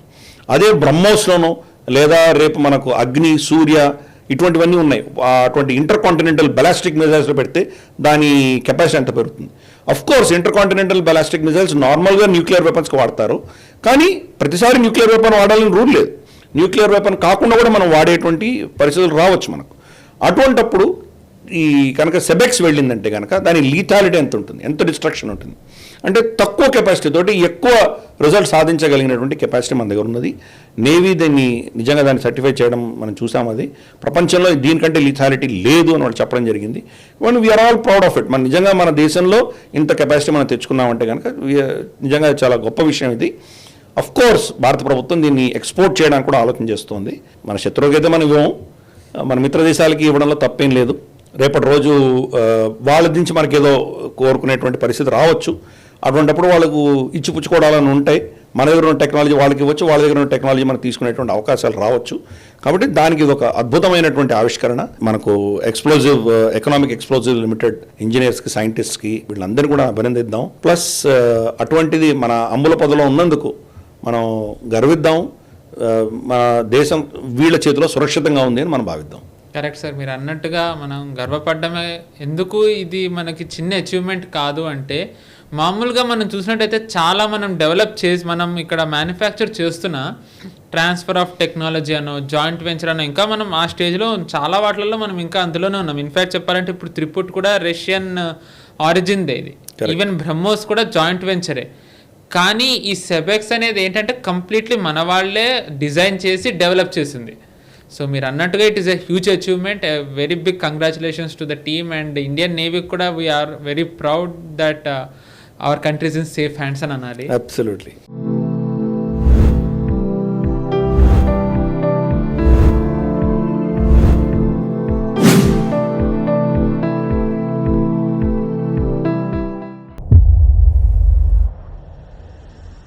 ఒక రాజ్యసభలో మొన్న జరిగిన పార్లమెంట్ సెషన్స్లో ఒక మన మినిస్టర్ ఒక స్టేట్మెంట్ ఇవ్వడం జరిగింది, defence minister, in fact deputy defence minister, man power గురించి. మన ఆర్మ్డ్ ఫోర్సెస్లో మ్యాన్ పవర్ తక్కువ ఉంది అని. కానీ దాని గురించి ఎంత తక్కువ ఉంది అనేది చెప్పము, ఎందుకంటే అది చాలా డేంజర్ అని. ఇన్ఫ్యాక్ట్ చెప్పాలంటే ఇది చాలా కొంచెం కన్సర్న్తో మనం చూడాల్సిన విషయం. ఎందుకంటే దేశాన్ని కాపాడాల్సిన వాళ్ళు తక్కువ అవుతున్నారు అంటే ఇది బార్డర్లో it is in fact a very big threat and మన శత్రువులకి ఇది ఒక ఆయుధం ఇచ్చినట్టే. బట్ దీన్ని మనం అంత కన్సర్న్తో చూడాలి, ఎందుకంటే అగ్నివీర్ ఉంది అండ్ మన గవర్నమెంట్ కూడా తగ్గిద్దామని అనుకుంటోంది మ్యాన్ పవర్ని. సో దీన్ని ఎలా చూడాలి అంటే, మనకు యుద్ధం అన్నది ఈరోజు రాబోయే రోజుల్లో యుద్ధం అన్నది గతంలో లాగా వ్యక్తి గన్నులు పెట్టి షూట్ చేసుకునేటువంటి యుద్ధాలు చాలా తక్కువ కాబోతున్నాయి. అంటే ఈరోజు మన కళ్ళ ముందరే మనకు యుక్రెయిన్ రష్యా యుద్ధంలో జరుగుతోంది. అలాగే మనకు గాజా తర్వాత ఇజ్రాయెల్ మధ్యలో వ్యక్తులు వెళ్ళి యుద్ధం చేస్తున్న విషయం మనం చూస్తున్నాం. కానీ రాబోయే రోజుల్లో క్రమేపీ టెక్నాలజీ మారడంతో మనకు సైన్యం కంటే కూడా ఎక్కువ టెక్నాలజీ అవసరం ఎక్కువ ఉంటుంది. సైన్యం అవసరం ఉండదు నేను పొరపాటును కూడా చెప్పట్లేదు, కానీ దీనికంటే ఎక్కువ మోతాదులో అది ఉంటుంది. మనకు ఎలక్ట్రానిక్ వార్ఫేర్ ఎక్కువ ఉంటుంది, మనకు శాటిలైట్ వార్ఫేర్ ఎక్కువ ఉంటుంది, శాటిలైట్స్ని ఛేదించడం ఇటువంటివన్నీ ఉంటాయి. మనకి ఇప్పుడు ఆల్రెడీ చూస్తున్నాం డ్రోన్ వార్ఫేర్ వచ్చింది, మనకు 5G టెక్నాలజీస్ లాంటివి డిప్లాయ్ చేయడము, డిస్రప్టివ్ టెక్నాలజీస్ అన్నీ కూడా రాబోతున్నాయి. మనకు బయోలాజికల్ అటాక్స్ జరగచ్చు, ఇటువంటి చాలా జరుగుతాయి. కాబట్టి అటువంటప్పుడు ఫస్ట్ మన సైన్యాన్ని రిస్క్ చేయడం అన్నది బహుశా అంత మంచి పద్ధతి కాదు. డైరెక్ట్గా వాళ్ళని కన్ఫ్రంట్ చేసామంటే బహుశా మన క్యాజువాలిటీస్ ఎక్కువ రావచ్చు. దీని కాకుండా టెక్నాలజీని ఉపయోగించామంటే దాని తర్వాత మన సైన్యం వెళ్తే కనుక అడ్వాంటేజెస్ ఉంటుంది. కాబట్టి ప్రపంచవ్యాప్తంగా కూడా సైన్యాలను తగ్గించేటువంటి దిశగా ఆలోచన చేస్తున్నారు. చైనా కూడా రమారమి వాళ్ళ సైన్యంలో కనీసం ఉంటే ఒక 5-6 లక్షల మంది తగ్గిద్దామని ప్లాన్ చేస్తున్నారు. శ్రీలంక ఆల్రెడీ నిర్ణయం తీసుకుంది. వాళ్లకు ఎల్టీటీ యుద్ధం చేసినప్పుడు వాళ్ళ సైన్యం చాలా అవసరం ఉండింది కాబట్టి వాళ్ళ సైన్యాన్ని చాలా పెద్దగా పెంచుకున్నారు. కానీ ఇప్పుడు ఆ దేశంలో పెద్ద థ్రెట్స్ లేవు, వాళ్ళకు అంత పెద్ద సైన్యం అక్కర్లేదు. ఆ సైన్యాన్ని పోషిస్తూ ఆ దేశం దివాళా తీసింది. పాకిస్తాన్లో ఇంకా బుద్ధి రాలేదు వాళ్ళకు కనుక నిజంగా వాళ్ళకు ఖర్చంతా కూడా సైన్యానికి వెళుతోంది. మిగతా డెవలప్మెంట్ యాక్టివిటీస్ ఏమీ లేవు. దాంతో సైన్యం వాళ్ళ దేశ సంపదనంతా కొల్లగొడుతోంది. భారతదేశం అలా కాకుండా క్రమేపీ మనం రియలైజ్ చేసాం, ఎక్కడెక్కడ మనం అవసరమో అక్కడ మనం డిప్లాయ్ చేసుకుంటున్నాం, ఎక్కడ మనం తగ్గించుకోవచ్చో అక్కడ తగ్గించుకునేటువంటి ప్రయత్నం మనం చేస్తున్నాం. అందుకనే మనకు ఇప్పుడు ఈ జాయింట్ కమాండ్స్ కూడా మనం దాని గురించి ఆలోచన చేస్తున్నాము. జాయింట్ కమాండ్స్లో తప్పకుండా కొన్ని రిడెండెన్సీస్ ఉంటాయి కదా, అంటే బహుశా వీళ్ళ దగ్గర ఉన్నటువంటి ఆఫీసర్ వాళ్ళ దగ్గర అక్కర్లేకపోవచ్చు, ముగ్గురికి కలిపి ఒకటే ఆఫీసర్ చూడొచ్చు, ఇటువంటి మనకు పరిస్థితులు రావచ్చు. లాజిస్టిక్స్ సంబంధించి ఒక ట్రక్ ఆపరేటింగ్ ఫ్లీట్ ముగ్గురికి ఒకరే ఉండొచ్చు కదా, ఇప్పుడు 3 అక్కర్లేదు కదా. ఇటువంటి కొన్ని తగ్గించేటువంటి అవకాశాలు ఉన్నాయి. కాబట్టి దీంట్లో మనకు షార్టేజెస్ ఎన్ని ఉన్నాయి, మనకు అవసరాలు ఎన్ని ఉన్నాయి, ఇవి చెబితే కనుక మన శత్రువుకి దాని గురించి మన గురించి వాడికి బాగా అవగాహన ఉంటుంది. కాబట్టి ఇవి చెప్పవలసిన అవసరం లేదు. గతంలో ప్రభుత్వాలు చెప్పాయి. ఫర్ ఇన్స్టెన్స్ మల్లికార్జున్ ఖర్గే గారు అన్నారు, గతంలో ప్రభుత్వం ఇచ్చేది కదా మాకు ఈ డీటెయిల్స్, ఇప్పుడు ఎందుకు ఇవ్వట్లేదు అని అన్నారు. ఇప్పుడు ఇవ్వాల్సిన అవసరం లేదు, ఎందుకంటే దానివల్ల మనం ఈ మారుతున్నటువంటి పరిస్థితులు, ఎస్పెషల్లీ అగ్నివీర్ వచ్చిన తర్వాత మనకి ఇంత షార్టేజ్ ఉంది అని చెప్తే కనుక మనలో ఉన్నటువంటి వీక్నెసెస్ పసిగట్టి మన శత్రువు మన మీద ఏదైనా చేసేటువంటి ప్రమాదం ఉంది. కాబట్టి కేర్ఫుల్గా ఉండాలి మనం. అందుకనే చెప్పవలసిన అవసరం లేదు అని కరాఖండిగా ప్రభుత్వం చెప్పడం మనం చూసాము. MOS డిఫెన్స్ సంజయ్ సేఠ్ ఆయన రాజ్యసభలో ఆయన చెప్పడం జరిగింది, మేము ఈ డేటా ఇవ్వము అని చెప్పడం జరిగింది. కొన్ని సెగ్మెంట్స్లో మన దగ్గర ఎక్సెస్ ఉన్నారు, కొన్ని సెగ్మెంట్స్లో తక్కువ ఉన్నారు. ఎస్పెషల్లీ ఆఫీసర్ క్యాడర్స్ మనకు కొంచెం మనకు ప్రాబ్లమ్స్ ఉన్నాయని మనకు తెలుసు. దీంట్లో ఏంటంటే సైన్యంలో షార్ట్ టర్మ్ కమిషన్ తీసుకుంటారు వాళ్ళు. కొన్ని సంవత్సరాలు 4-5 సంవత్సరాల తర్వాత రిటైర్ అయిపోయి వెళ్ళిపోతున్నారు. మనకు నిజంగా 20 సంవత్సరాలు ఉండేటువంటి ఆఫీసర్లు కొంచెం తక్కువ అయిపోతున్నారు మనకు. మరి ఆఫీసర్ లేకపోతే మీరు వీళ్ళ సైన్యాన్ని ఎలా మేనేజ్ చేస్తాం? కాబట్టి కొన్ని వీక్నెస్లు ఉన్నాయి మనకు. ఆ వీక్నెస్ని అధిగమించే ప్రయత్నం భారత ప్రభుత్వం చేస్తోంది. కొంత టెక్నాలజీతో మనం దాన్ని ఎలాగో మేనేజ్ చేయొచ్చు, కానీ డైరెక్ట్గా సైనికులని అక్కడ ఉన్నటువంటి వ్యక్తులను హ్యాండిల్ చేయడానికి వ్యక్తే కావాలి. మేనేజ్ చేయడానికి ఆఫీసర్ కావాలి. ఆ షార్టేజెస్ ఉన్నాయి. కాబట్టి అన్నీ మనం చెప్పాల్సిన అవసరం లేదు, మన శత్రువుకు తెలియాల్సిన అవసరం లేదు. అపోజిషన్లో ఎస్పెషలీ నేను ఏ పార్టీ గురించి చెప్పట్లేదు, కానీ జనరల్గా వాళ్ళు అడిగే ప్రశ్నలు బహుశా మన శత్రువులకు లాభం చేకూర్చే దిశగా చాలా ప్రశ్నలు అడుగుతారు వాళ్ళు. ఆచితూచి వ్యవహరించాలి. గతంలో ప్రభుత్వాలు ఇచ్చాయి ఈ స్టాటిస్టిక్స్, ఇప్పటికైనా తెలుసుకున్నారు. ఈ స్టాటిస్టిక్స్ ఇవ్వడం మన దేశాన్ని భద్రతకు మంచిది కాదు అని తెలుసుకోవడం వల్ల వాళ్ళు దాన్ని నిరాకరించడం జరిగింది. దాన్ని మనం అందరం కూడా సపోర్ట్ చేయాలి. ఇటువంటి ప్రశ్నలు అడగవలసిన ప్రశ్నలు కాదు. డిప్లాయ్మెంట్ ఏంటో అవి తెలియాలి. ఆపోజిషన్ పార్టీగా మనకు ఏమైనా వీక్నెస్లు ఉన్నాయా, మనం కనుక ఏదైనా మనకు సరిగా ప్రభుత్వం వాళ్ళకి కావాల్సినన్ని ఆఫీసర్లని సైనికుల్ని ఇవ్వట్లేదా అని ప్రశ్నించేటువంటి అధికారం వాళ్ళకు ఉన్నది. కానీ పబ్లిక్గా పార్లమెంట్లో అడగవలసిన విషయాలు కావు అవి. డిఫెన్స్ కన్సల్టేటివ్ కమిటీ ఉండొచ్చు, డిఫెన్స్ స్టాండింగ్ కమిటీ ఉంటుంది, పార్లమెంట్ స్టాండింగ్ కమిటీ ఉంటుంది. అక్కడ మీరు అడగచ్చు, అక్కడ మీరు తెలుసుకోవచ్చు, అక్కడ వాళ్ళని నిలదీయచ్చు. వాళ్ళు మీకు కనుక సరిగా సమాధానం ఇవ్వకపోతే అప్పుడు మీరు ఎస్కలేట్ చేయొచ్చు. కానీ ఫస్ట్లోనే మీరు పబ్లిక్గా ఈ డేటా కావాలి అనడం అన్నది బహుశా అంత మంచి పద్ధతి కాదు. Correct sir. అండ్ ఇన్ఫ్యాక్ట్ మనం అనుకున్నది అగ్నివీర్ అనేది వీళ్ళు చాలా లాంగ్ టర్మ్ ఆలోచిస్తున్నారు. ఎందుకంటే ఆర్మీలో అనేది వాళ్ళకి కొంచెం ఏజ్ ఉన్న వాళ్ళైతే ఆర్మీకి కరెక్ట్ కాదు, యంగ్ బ్లడ్ ఉండాలి అనే దాంతో అగ్నివీర్ని తేవడం, వాళ్ళలో స్పిరిట్ నింపడం ఇవన్నీ జరుగుతున్నాయి. కానీ సార్ ఇందాక ఒక క్వశ్చన్ ఏంటి అంటే, మామూలుగా ఎప్పుడు మనం టూ ఫ్రంట్ వార్ అంటాం 2.5, కానీ ఇప్పుడు సిచ్యువేషన్ చూసినట్టయితే ఇంకా దానికంటే డేంజరస్గా ఉంది. మణిపూర్లో చెప్పాలంటే మోర్ దాన్ హాఫ్ అక్కడ ఆర్మీ కంట్రోల్లో లేదు, రెబల్స్ దాంట్లో ఉంది. అండ్ బంగ్లాదేశ్ కొత్త థ్రెట్ వచ్చింది. సో అది 2.5 నుంచి 3.5 అవుతుందా, 4.5 అవుతుందా అనే భయం కూడా చాలా మందికి ఉంది. చాలామంది అనలిస్టులు కూడా దీని గురించి మాట్లాడుతున్నారు. సో ఈ టైంలో ఈవెన్ అగ్నివీర్ వాళ్ళు వచ్చినా అంటే సిచ్యువేషన్ని మనం మేనేజ్ చేయగలమా? అంటే మనకు గతంలో ఇప్పుడున్న సైన్యం లేనప్పుడు కూడా, అంటే లేటెస్ట్ ఒక 20-25 ఏళ్ల క్రితం, 30 ఏళ్ల క్రితం అస్సాం అల్లర్లు జరిగాయి. అక్కడ ఆల్మోస్ట్ ప్రతి ఈశాన్య రాష్ట్రంలో వేర్పాటువాదాలు ఉండేవి. మణిపూర్ చిన్న రాష్ట్రం, అక్కడ ఒక కనీసం 10-12 వేర్పాటు పార్టీలు ఉండేవి అక్కడ. అలాగే మనకు మిజోరాంలో, అలాగే మనకు మేఘాలయలో కూడా ఉండేవి. ఇప్పుడు కూడా 1-2 ఉన్నాయి, కానీ డార్మెంట్గా ఉన్నాయి. నాగాలాండ్ చెప్పనే వద్దు, నాగా ఇన్సర్జెన్సీ ఎలా ఉండదో మనకు తెలుసు. కాబట్టి అరుణాచల్లో ఉండేవి, అస్సాంలో సరే బోడో, ఉల్ఫా ఇలాంటివి చాలా ఉండేవి. కాబట్టి మనం ఈరోజు కొత్త విషయం ఏం కాదు, ఈరోజు మణిపూర్లో జరుగుతుంది పెద్ద కొత్త విషయం మనకు కానే కాదు. ఇన్ఫ్యాక్ట్ మణిపూర్లోనే ఉన్నది, ఈశాన్య రాష్ట్రాల్లో మోరలెస్ సద్దుమణిగింది. అది చిన్న అడపదడప ఒకటి జరగచ్చు, కానీ శాంతి మనకు జనరల్గా ఉన్నది. నాగాలాండ్లో మనకేం గొడవలు లేవు. ఇప్పుడు అకార్డ్ ఉన్నది, నాగాలాండ్ అకార్డ్ తోటి మనం బాగానే ఉన్నాం. ఇప్పుడు మేఘాలయలో రమారమి ఏం గొడవలు లేవు. లోకల్ ఇష్యూస్ ఉంటాయి, అలాగే మనకు ప్రతి రాష్ట్రంలో ఏదో చిన్న లోకల్ ఇష్యూస్ ఉంటాయి. తమిళనాడులో ఫర్ ఇన్స్టెన్స్ ఉత్తరాది నుంచి వచ్చారని చెప్పేసి వీళ్ళు కొంతమంది కొట్టడం, లేదా నార్త్ ఈస్ట్ నుంచి వచ్చారని కొన్ని ఇటువంటివి చిన్న చిన్న విభేదాలు ఉంటాయి. కానీ మేజర్ ఇన్సర్జెన్సీస్ మనం మోరల్లెస్ కంట్రోల్ చేసుకోగలిగినాం. త్రిపురలో ఫర్ ఇన్స్టెన్స్ లిటరల్గా ఏం లేదు.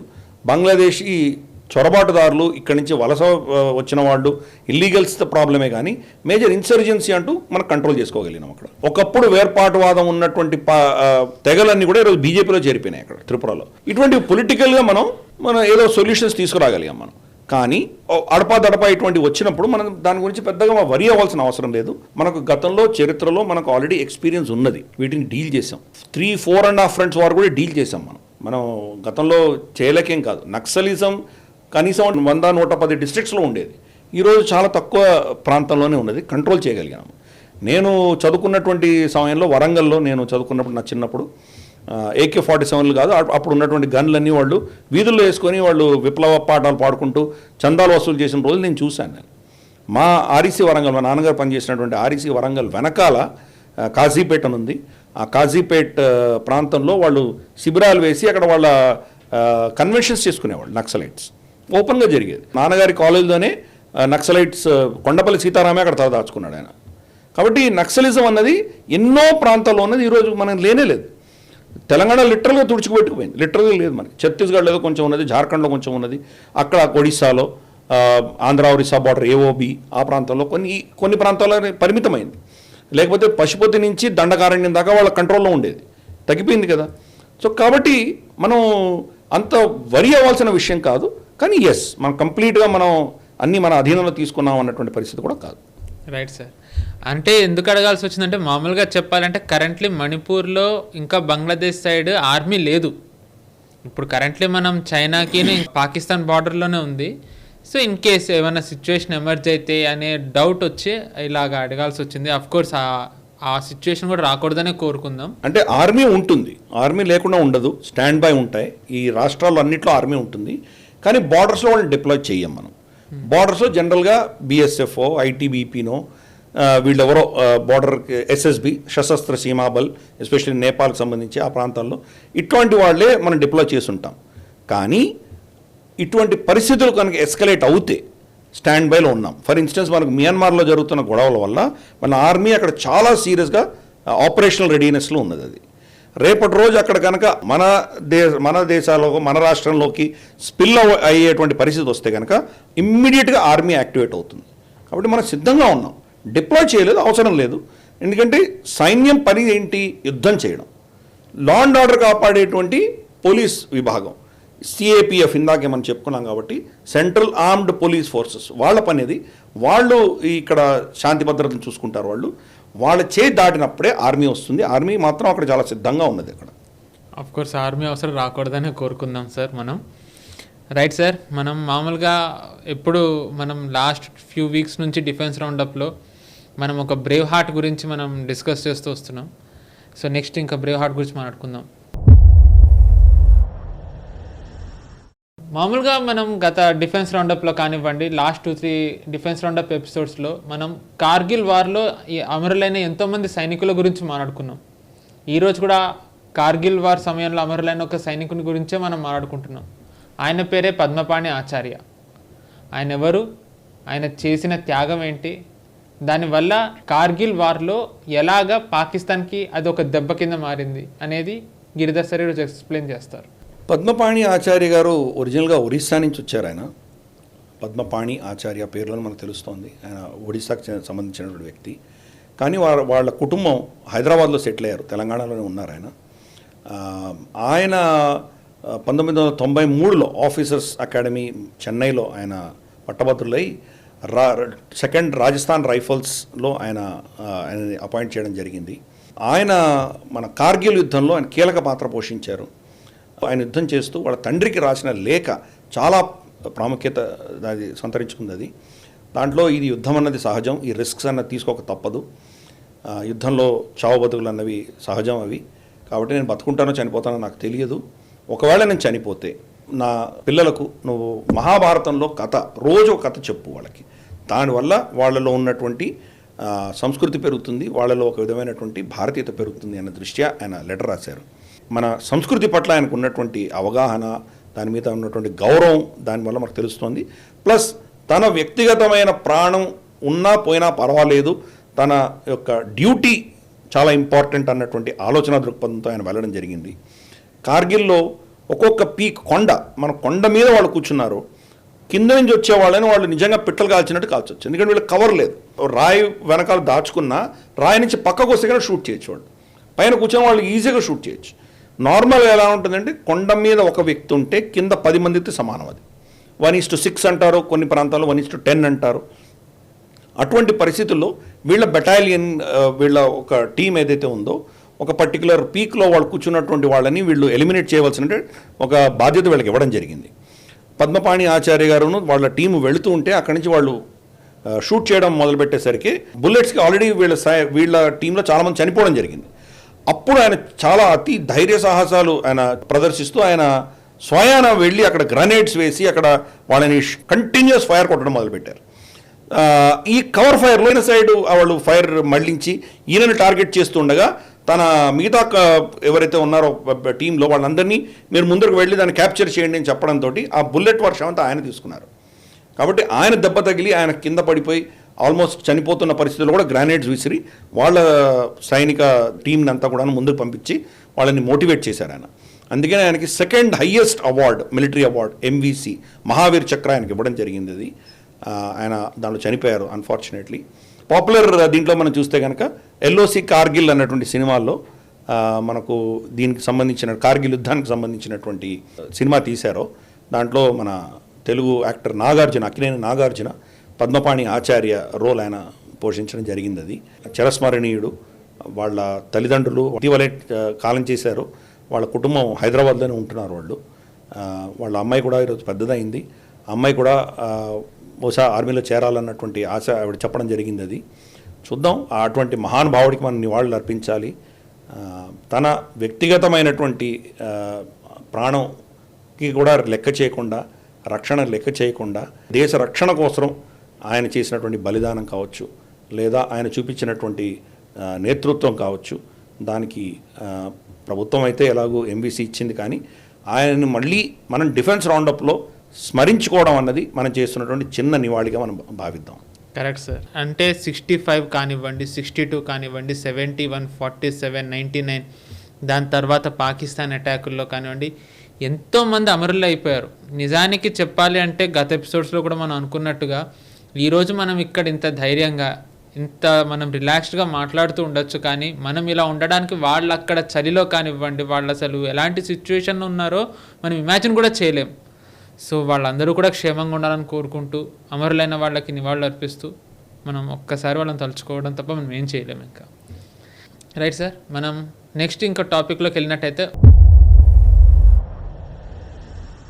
ఒక కంపెనీ గురించి మనం డిస్కస్ చేస్తూ వస్తున్నాం.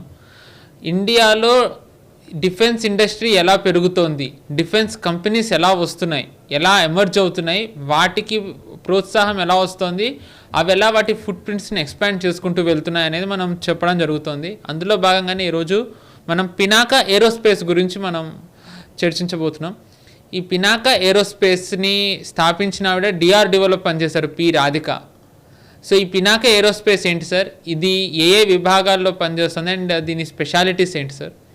రాధిక గారు ఆవిడ హైదరాబాద్లోనే ఫస్ట్ చదివారు, తర్వాత మైసూర్లో ఆవిడ పోస్ట్ గ్రాడ్యుయేషన్ చేసి అరుణాచలం గారు అప్పుడు ఉన్నటువంటి డిఫెన్స్కి సంబంధించినటువంటి సైంటిస్ట్, ఆయన ప్రేరణతోటి DRDOలో చేరింది ఆవిడ. DRDOలో కూడా defence electronic research laboratories DERL Hyderabad based, దాంట్లో ఆవిడ పనిచేశారు. రమారమి 17 ఏళ్ళు సర్వీస్ చేసి ఎన్నో అద్భుతమైన ప్రాజెక్ట్స్లో ఆవిడ ఇన్వాల్వ్ అయి ఉన్నారు. ఎలక్ట్రానిక్ వార్ఫేర్ అలా జరుగుతుంది. ఇంకా అప్పుడు ప్రభుత్వాలు పెద్దగా మనకు సపోర్ట్ ఇవ్వకపోయినా కానీ కనీసం వీళ్ళు దాన్ని స్టడీ చేసేవాళ్ళు, వాళ్ళకున్న కెపాసిటీ మేరకు చాలా ప్రొడ్యూస్ చేశారు. ఎస్పెషలీ రడార్స్ కావచ్చు, విజిలెన్స్ కావచ్చు, తర్వాత కమ్యూనికేషన్కి సంబంధించినటువంటి ప్రోటోకాల్స్ కావచ్చు, ఇవన్నీ కూడా చేసిన తర్వాత 17 ఏళ్ల సుదీర్ఘ సర్వీస్ ఇచ్చిన తర్వాత ఆవిడ బయటకు వచ్చి బెంగళూరు బేస్డ్ ఆవిడ పినాకా ఏరోస్పేస్ అని చెప్పేసి పేరిట ఒక కంపెనీ స్టార్ట్ చేయడం మనం చూసాం. మనం 2007 సంవత్సరంలో ఇది స్థాపించడం జరిగింది. ముందర ఆవిడ ఎక్కువ సాఫ్ట్వేర్ ప్రొవైడ్ చేసేది. అంటే ఆవిడ అక్కడ ఉన్నప్పుడు, ఆవిడ డిఈఆర్లో పనిచేస్తున్నప్పుడు సాఫ్ట్వేర్ కూడా వాళ్ళ దగ్గర ఉండేది కాదు. ఆ సాఫ్ట్వేర్ కూడా ఎక్కడి నుంచి ఇంపోర్ట్ చేసుకొని, టెస్టింగ్ సాఫ్ట్వేర్ ఫర్ ఇన్స్టెన్స్, చిన్న ప్రోటోకాల్ టెస్ట్ చేయాలంటే సాఫ్ట్వేర్ మన దగ్గర ఉండేది కాదు, ఎక్కడి నుంచో తెచ్చుకునేటువంటి పరిస్థితి. వాళ్ళ సాఫ్ట్వేర్ మన దాంట్లో పెట్టామంటే కనుక దాంట్లో బాట్స్ ఏవో రిలీజ్ చేస్తారు, దాంతో మన సిస్టంలో వచ్చి కూర్చుంటాయి, మనం ఏం చేసినా వాళ్ళు వింటారు. ఇటువంటి పరిస్థితి ఉండేది. కాబట్టి ఆవిడ ఏం చేసిందంటే ఫస్ట్ రాగానే దీని మీద ఫోకస్ పెట్టింది. కమ్యూనికేషన్ నెట్వర్క్ సంబంధించి, దాని యొక్క క్వాలిటీకి సంబంధించి, దాని ప్రోటోకాల్ టెస్టింగ్ సంబంధించి, వీటికి సంబంధించిన సాఫ్ట్వేర్స్ అని ఆవిడ డెవలప్ చేయడం మొదలుపెట్టింది. ఫస్ట్ అది చేశాక మెల్లిగా క్రమేపీ హార్డ్వేర్కి వెళ్ళడం మొదలుపెట్టింది. హార్డ్వేర్లో ఏంటంటే మనకు ఎస్పెషలీ ఫ్యూయల్ వెళ్తున్నప్పుడు దాన్ని మాన్యువల్గా కంట్రోల్ చేసేటువంటి ఎక్విప్మెంట్ మన దగ్గర ఉండేది. వాటిని ఆటోమేటెడ్ కంట్రోల్ సిస్టమ్స్ ఏవైతే ఉన్నాయో అవి ఫస్ట్ ఆవిడ చేసింది, వాళ్ళ కంపెనీ చేశారు. అది సక్సెస్ అయిన తర్వాత మిగతా వాటిలో వెళ్ళడం మొదలుపెట్టారు. ఫోకస్ అయితే తప్పకుండా ఆ కమ్యూనికేషన్ రిలేటెడ్ ఇటువంటి ప్రోటోకాల్స్లోనే ఉన్నాయి. దానికి సంబంధించినటువంటి సాఫ్ట్వేర్ కావచ్చు, దానికి సంబంధించిన సాఫ్ట్వేర్ సంబంధించిన హార్డ్వేర్ కూడా అవసరం ఉంటుంది, వాటివన్నిటి కూడా పెట్టారు. సో కాబట్టి వాళ్ళు ఎక్స్పాండ్ చేస్తున్నారు. ఈరోజు కంఫర్టబుల్గా 200 మందిని ఆవిడ ఎంప్లాయ్ చేయగలుగుతుంది. సో క్రమేపీ ఆవిడ చేసిన ప్రోడక్ట్స్ అన్నీ కూడాను ఈరోజు ఆర్మీలో డిప్లాయ్ అవ్వడం అనేది ఒక చాలా గర్వకారణం. గతంలో అవన్నీ ఇంపోర్ట్ చేసుకునేవాళ్ళం, ఇవన్నీ కూడాను ఆవిడ స్వశక్తిన ఇవన్నీ కూడా తీసి రీప్లేస్ చేయడం అన్నది చాలా అద్భుతమైన విషయం. ఇటువంటి వాళ్ళు ఎంతోమంది మనకు ముందుకొచ్చి ప్రైవేట్ రంగంలో ఈ డిఫెన్స్ ఇండిజినైజేషన్ చేయడం వల్ల క్రమేపీ మన డిపెండెన్సీ ఏదైతే ఉందో, ఇతరత్ర వేరే దేశాల మీద డిపెండెన్సీ తగ్గించుకోగలుగుతాం. కాబట్టి ఆవిడ సక్సెస్ స్టోరీని చూసి ఇంకా చాలామంది ముందుకొచ్చి ఈ చిన్న చిన్న గ్యాప్స్ ఏమున్నాయో దాన్ని నింపుతారని మనం కోరుకుందాం. ఆవిడని అడిగారు ఎవరైనా ఈ రంగంలో దిగాలంటే ఏం చేయాలి అని. ఆవిడ దానికి సూచనలు కూడా ఇచ్చారు. ఫస్ట్ ఏం చెప్పారంటే మీకు టెక్నాలజీ బాగా తెలియాలి. టెక్నాలజీ తెలియడానికి మీరు ఏదో కంపెనీలో చేరండి, ఫస్ట్ అక్కడ మీరు నేర్చుకునే ప్రయత్నం చేయండి. మీరు టెక్నాలజీ తెలిసిన తర్వాత సొల్యూషన్స్ వస్తాయి. మీకు ఏ ఇబ్బందులు ఉన్నాయో తెలుసుకోండి. మీకు ఫస్ట్ టెక్నాలజీ తెలియాలి, 2 ఇబ్బందులు ఏమున్నాయో తెలియాలి. ఈ రెండింటికి సొల్యూషన్ ఇచ్చే ప్రయత్నం అప్పుడు చేదురు. కానీ దాంట్లో కూడా చాలా క్లియర్గా ఉండాలి. ఇదేంటంటే సైన్యానికి సంబంధించింది, సైనికులకు సంబంధించిన టెక్నాలజీ మనం ఇస్తున్నాము. దీంట్లో 100% గ్యారంటీగా పనిచేసేటువంటి టెక్నాలజీ కావాలి మనకు. 1% కూడా దీంట్లో తప్పు ఉండడానికి వీలు లేదు. ఎందుకంటే 1% తప్పు ఉన్నా కానీ ఒక సైనికుడి ప్రాణం దాంట్లో ఇన్వాల్వ్ అవుతుంది. కాబట్టి మనం అటువంటి రిస్క్ తీసుకోవడానికి వీలు లేదు అని ఆవిడ సజెషన్ ఇచ్చారు. కాబట్టి ఆవిడ ప్రేరణతోటి ఇంకా చాలామంది మన డిఫెన్స్ రంగంలో మనం ఇంపోర్ట్ చేస్తున్న ఐటమ్స్ అన్నీ కూడాను ఇండిజినైజ్ చేసే ప్రక్రియ అందరూ చేస్తారని నేను భావిస్తున్నాను. ఆల్రెడీ ప్రభుత్వం 13,000 పైబడి ఐటమ్స్ని విదేశాల నుంచి ఇంపోర్ట్ చేసుకోకూడదని వాళ్ళు చెప్పారు. 13,000 తక్కువే, ఇంకా 1,00,000కు వెళ్ళినా కానీ ఆశ్చర్యపడక్కర్లేదు. కాబట్టి దీంట్లో డిఫెన్స్కి సంబంధించి స్కోప్ చాలా ఉన్నది. విపరీతమైనటువంటి అవకాశాలు దీంట్లో మనకు కనిపిస్తున్నాయి. ఇప్పుడు ప్రభుత్వం దాన్ని ఓపెన్ అప్ చేసింది. కాబట్టి మరి రాధిక గారి ఇన్స్పిరేషన్ తీసుకొని ఇతరత్ర ఇటువంటి ఇన్వెస్ట్మెంట్స్ కూడా వస్తాయని మనం భావిద్దాం. Correct sir.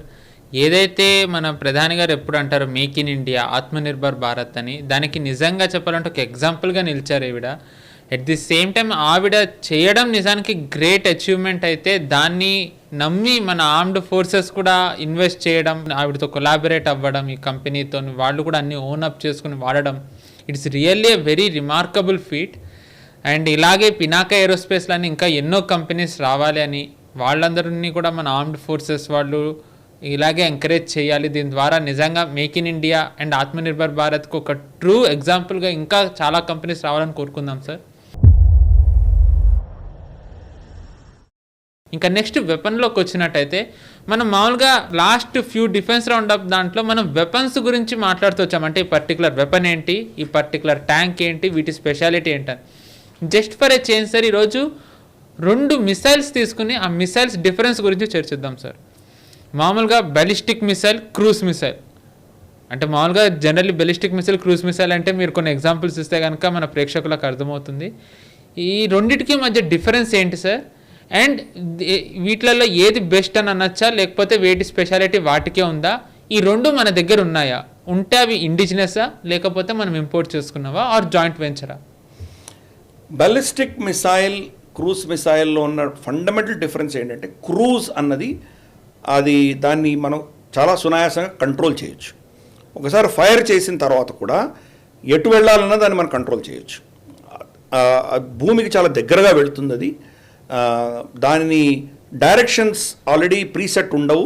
టార్గెట్ని మనం చూస్ చేసి టార్గెట్ని మనం లాక్ చేసి దాన్ని ఫైర్ చేసామంటే టార్గెట్ ఎటు వెళ్తున్నా ఇది దాన్ని అనుసరించి వెళ్ళి కొట్టగలదు. లేదా మనం కంట్రోల్ చేసి దాన్ని వేరే టార్గెట్కి డైవర్ట్ చేయవచ్చు. అందుకని క్రూజ్ మిసైల్ అది క్రూజ్ అవుతూ ఉంటుంది, భూమిని ఆనుకొని వెళ్తుంది. భూమి యొక్క కర్వేచర్ ఉంటుంది కదా, మనం ఇక్కడ షూట్ చేసామంటే పైకి వెళ్ళిపోవాలి. పైకి వెళ్లకుండా భూమి ఎలా ఉందో అలాగే కర్వేచర్లో వెళ్ళి కొట్టగలగాలి. ఎస్పెషలీ బియాండ్ విజువల్ రేంజ్ ఏదైనా కొట్టాలంటే, మన చూపుకి దూరంగా కొట్టాలంటే కనుక ఆ కర్వేచర్ని అర్థం చేసుకొని శాటిలైట్తో అనుసంధానం చేసుకుని అది కంప్లీట్గా మనకి ఇచ్చినటువంటి కోఆర్డినేట్స్ ఆధారంగా వెళ్తూ దాన్ని మళ్ళీ కావాలంటే మనం దానికి చిన్న చిన్న మార్పులు చేయగలిగినటువంటి కెపాసిటీ ఉన్నది క్రూజ్ మిసైల్. బాలిస్టిక్ మిసైల్ అంటే ఇక్కడి నుంచి ఫైర్ చేసామంటే ఆకాశంలోకి వెళ్ళి భూమి గురుత్వాకర్షణ శక్తితోటి, అంటే గ్రావిటేషనల్ ఫోర్స్ తోటి చాలా స్పీడ్గా వచ్చి కింద కొట్టింది. ఇది ఎస్పెషలీ చాలా దూరంగా కొట్టాలన్న వాటికి మనం దీన్ని వాడుకుంటాం. ఎస్పెషలీ న్యూక్లియర్ వెపన్స్ వాడాలన్నప్పుడు వీటిని వాడతాం. దీంట్లో 2 వెరైటీస్ ఉన్నాయి. ఒకటి ఎక్సోథర్మిక్, ఇంకోటి ఎండోథర్మిక్ అంటారు. అంటే మన కక్ష పరిధిలోనే, అంటే మనకు వాయువు ఆకాశంలో ఉన్నటువంటి ఆక్సిజన్ ఉన్నటువంటి ప్రాంతంలోనే వెళ్ళి కిందికి రావడం. ఇంకొకటి స్పేస్లోకి వెళ్ళి వస్తుంది. స్పేస్లోకి వెళ్ళి అక్కడి నుంచి వచ్చి పడుతుంది. సో ఎస్పెషలీ దాని లాస్ట్ కిందికి వస్తున్నప్పుడు దాన్ని కంట్రోల్ చేయలేం. ఎందుకంటే ఆ స్పీడ్ భూమి యొక్క ఆకర్షణ శక్తితో వచ్చి కొడుతుంది కాబట్టి దాన్ని ఆ ఫేజ్లో కంట్రోల్ చేయడం ఇంపాసిబుల్. బాలిస్టిక్ మిసైల్ అయితే. క్రూజ్ మిసైల్ని మనం ఎక్కడైనా కంట్రోల్ చేసుకోవచ్చు.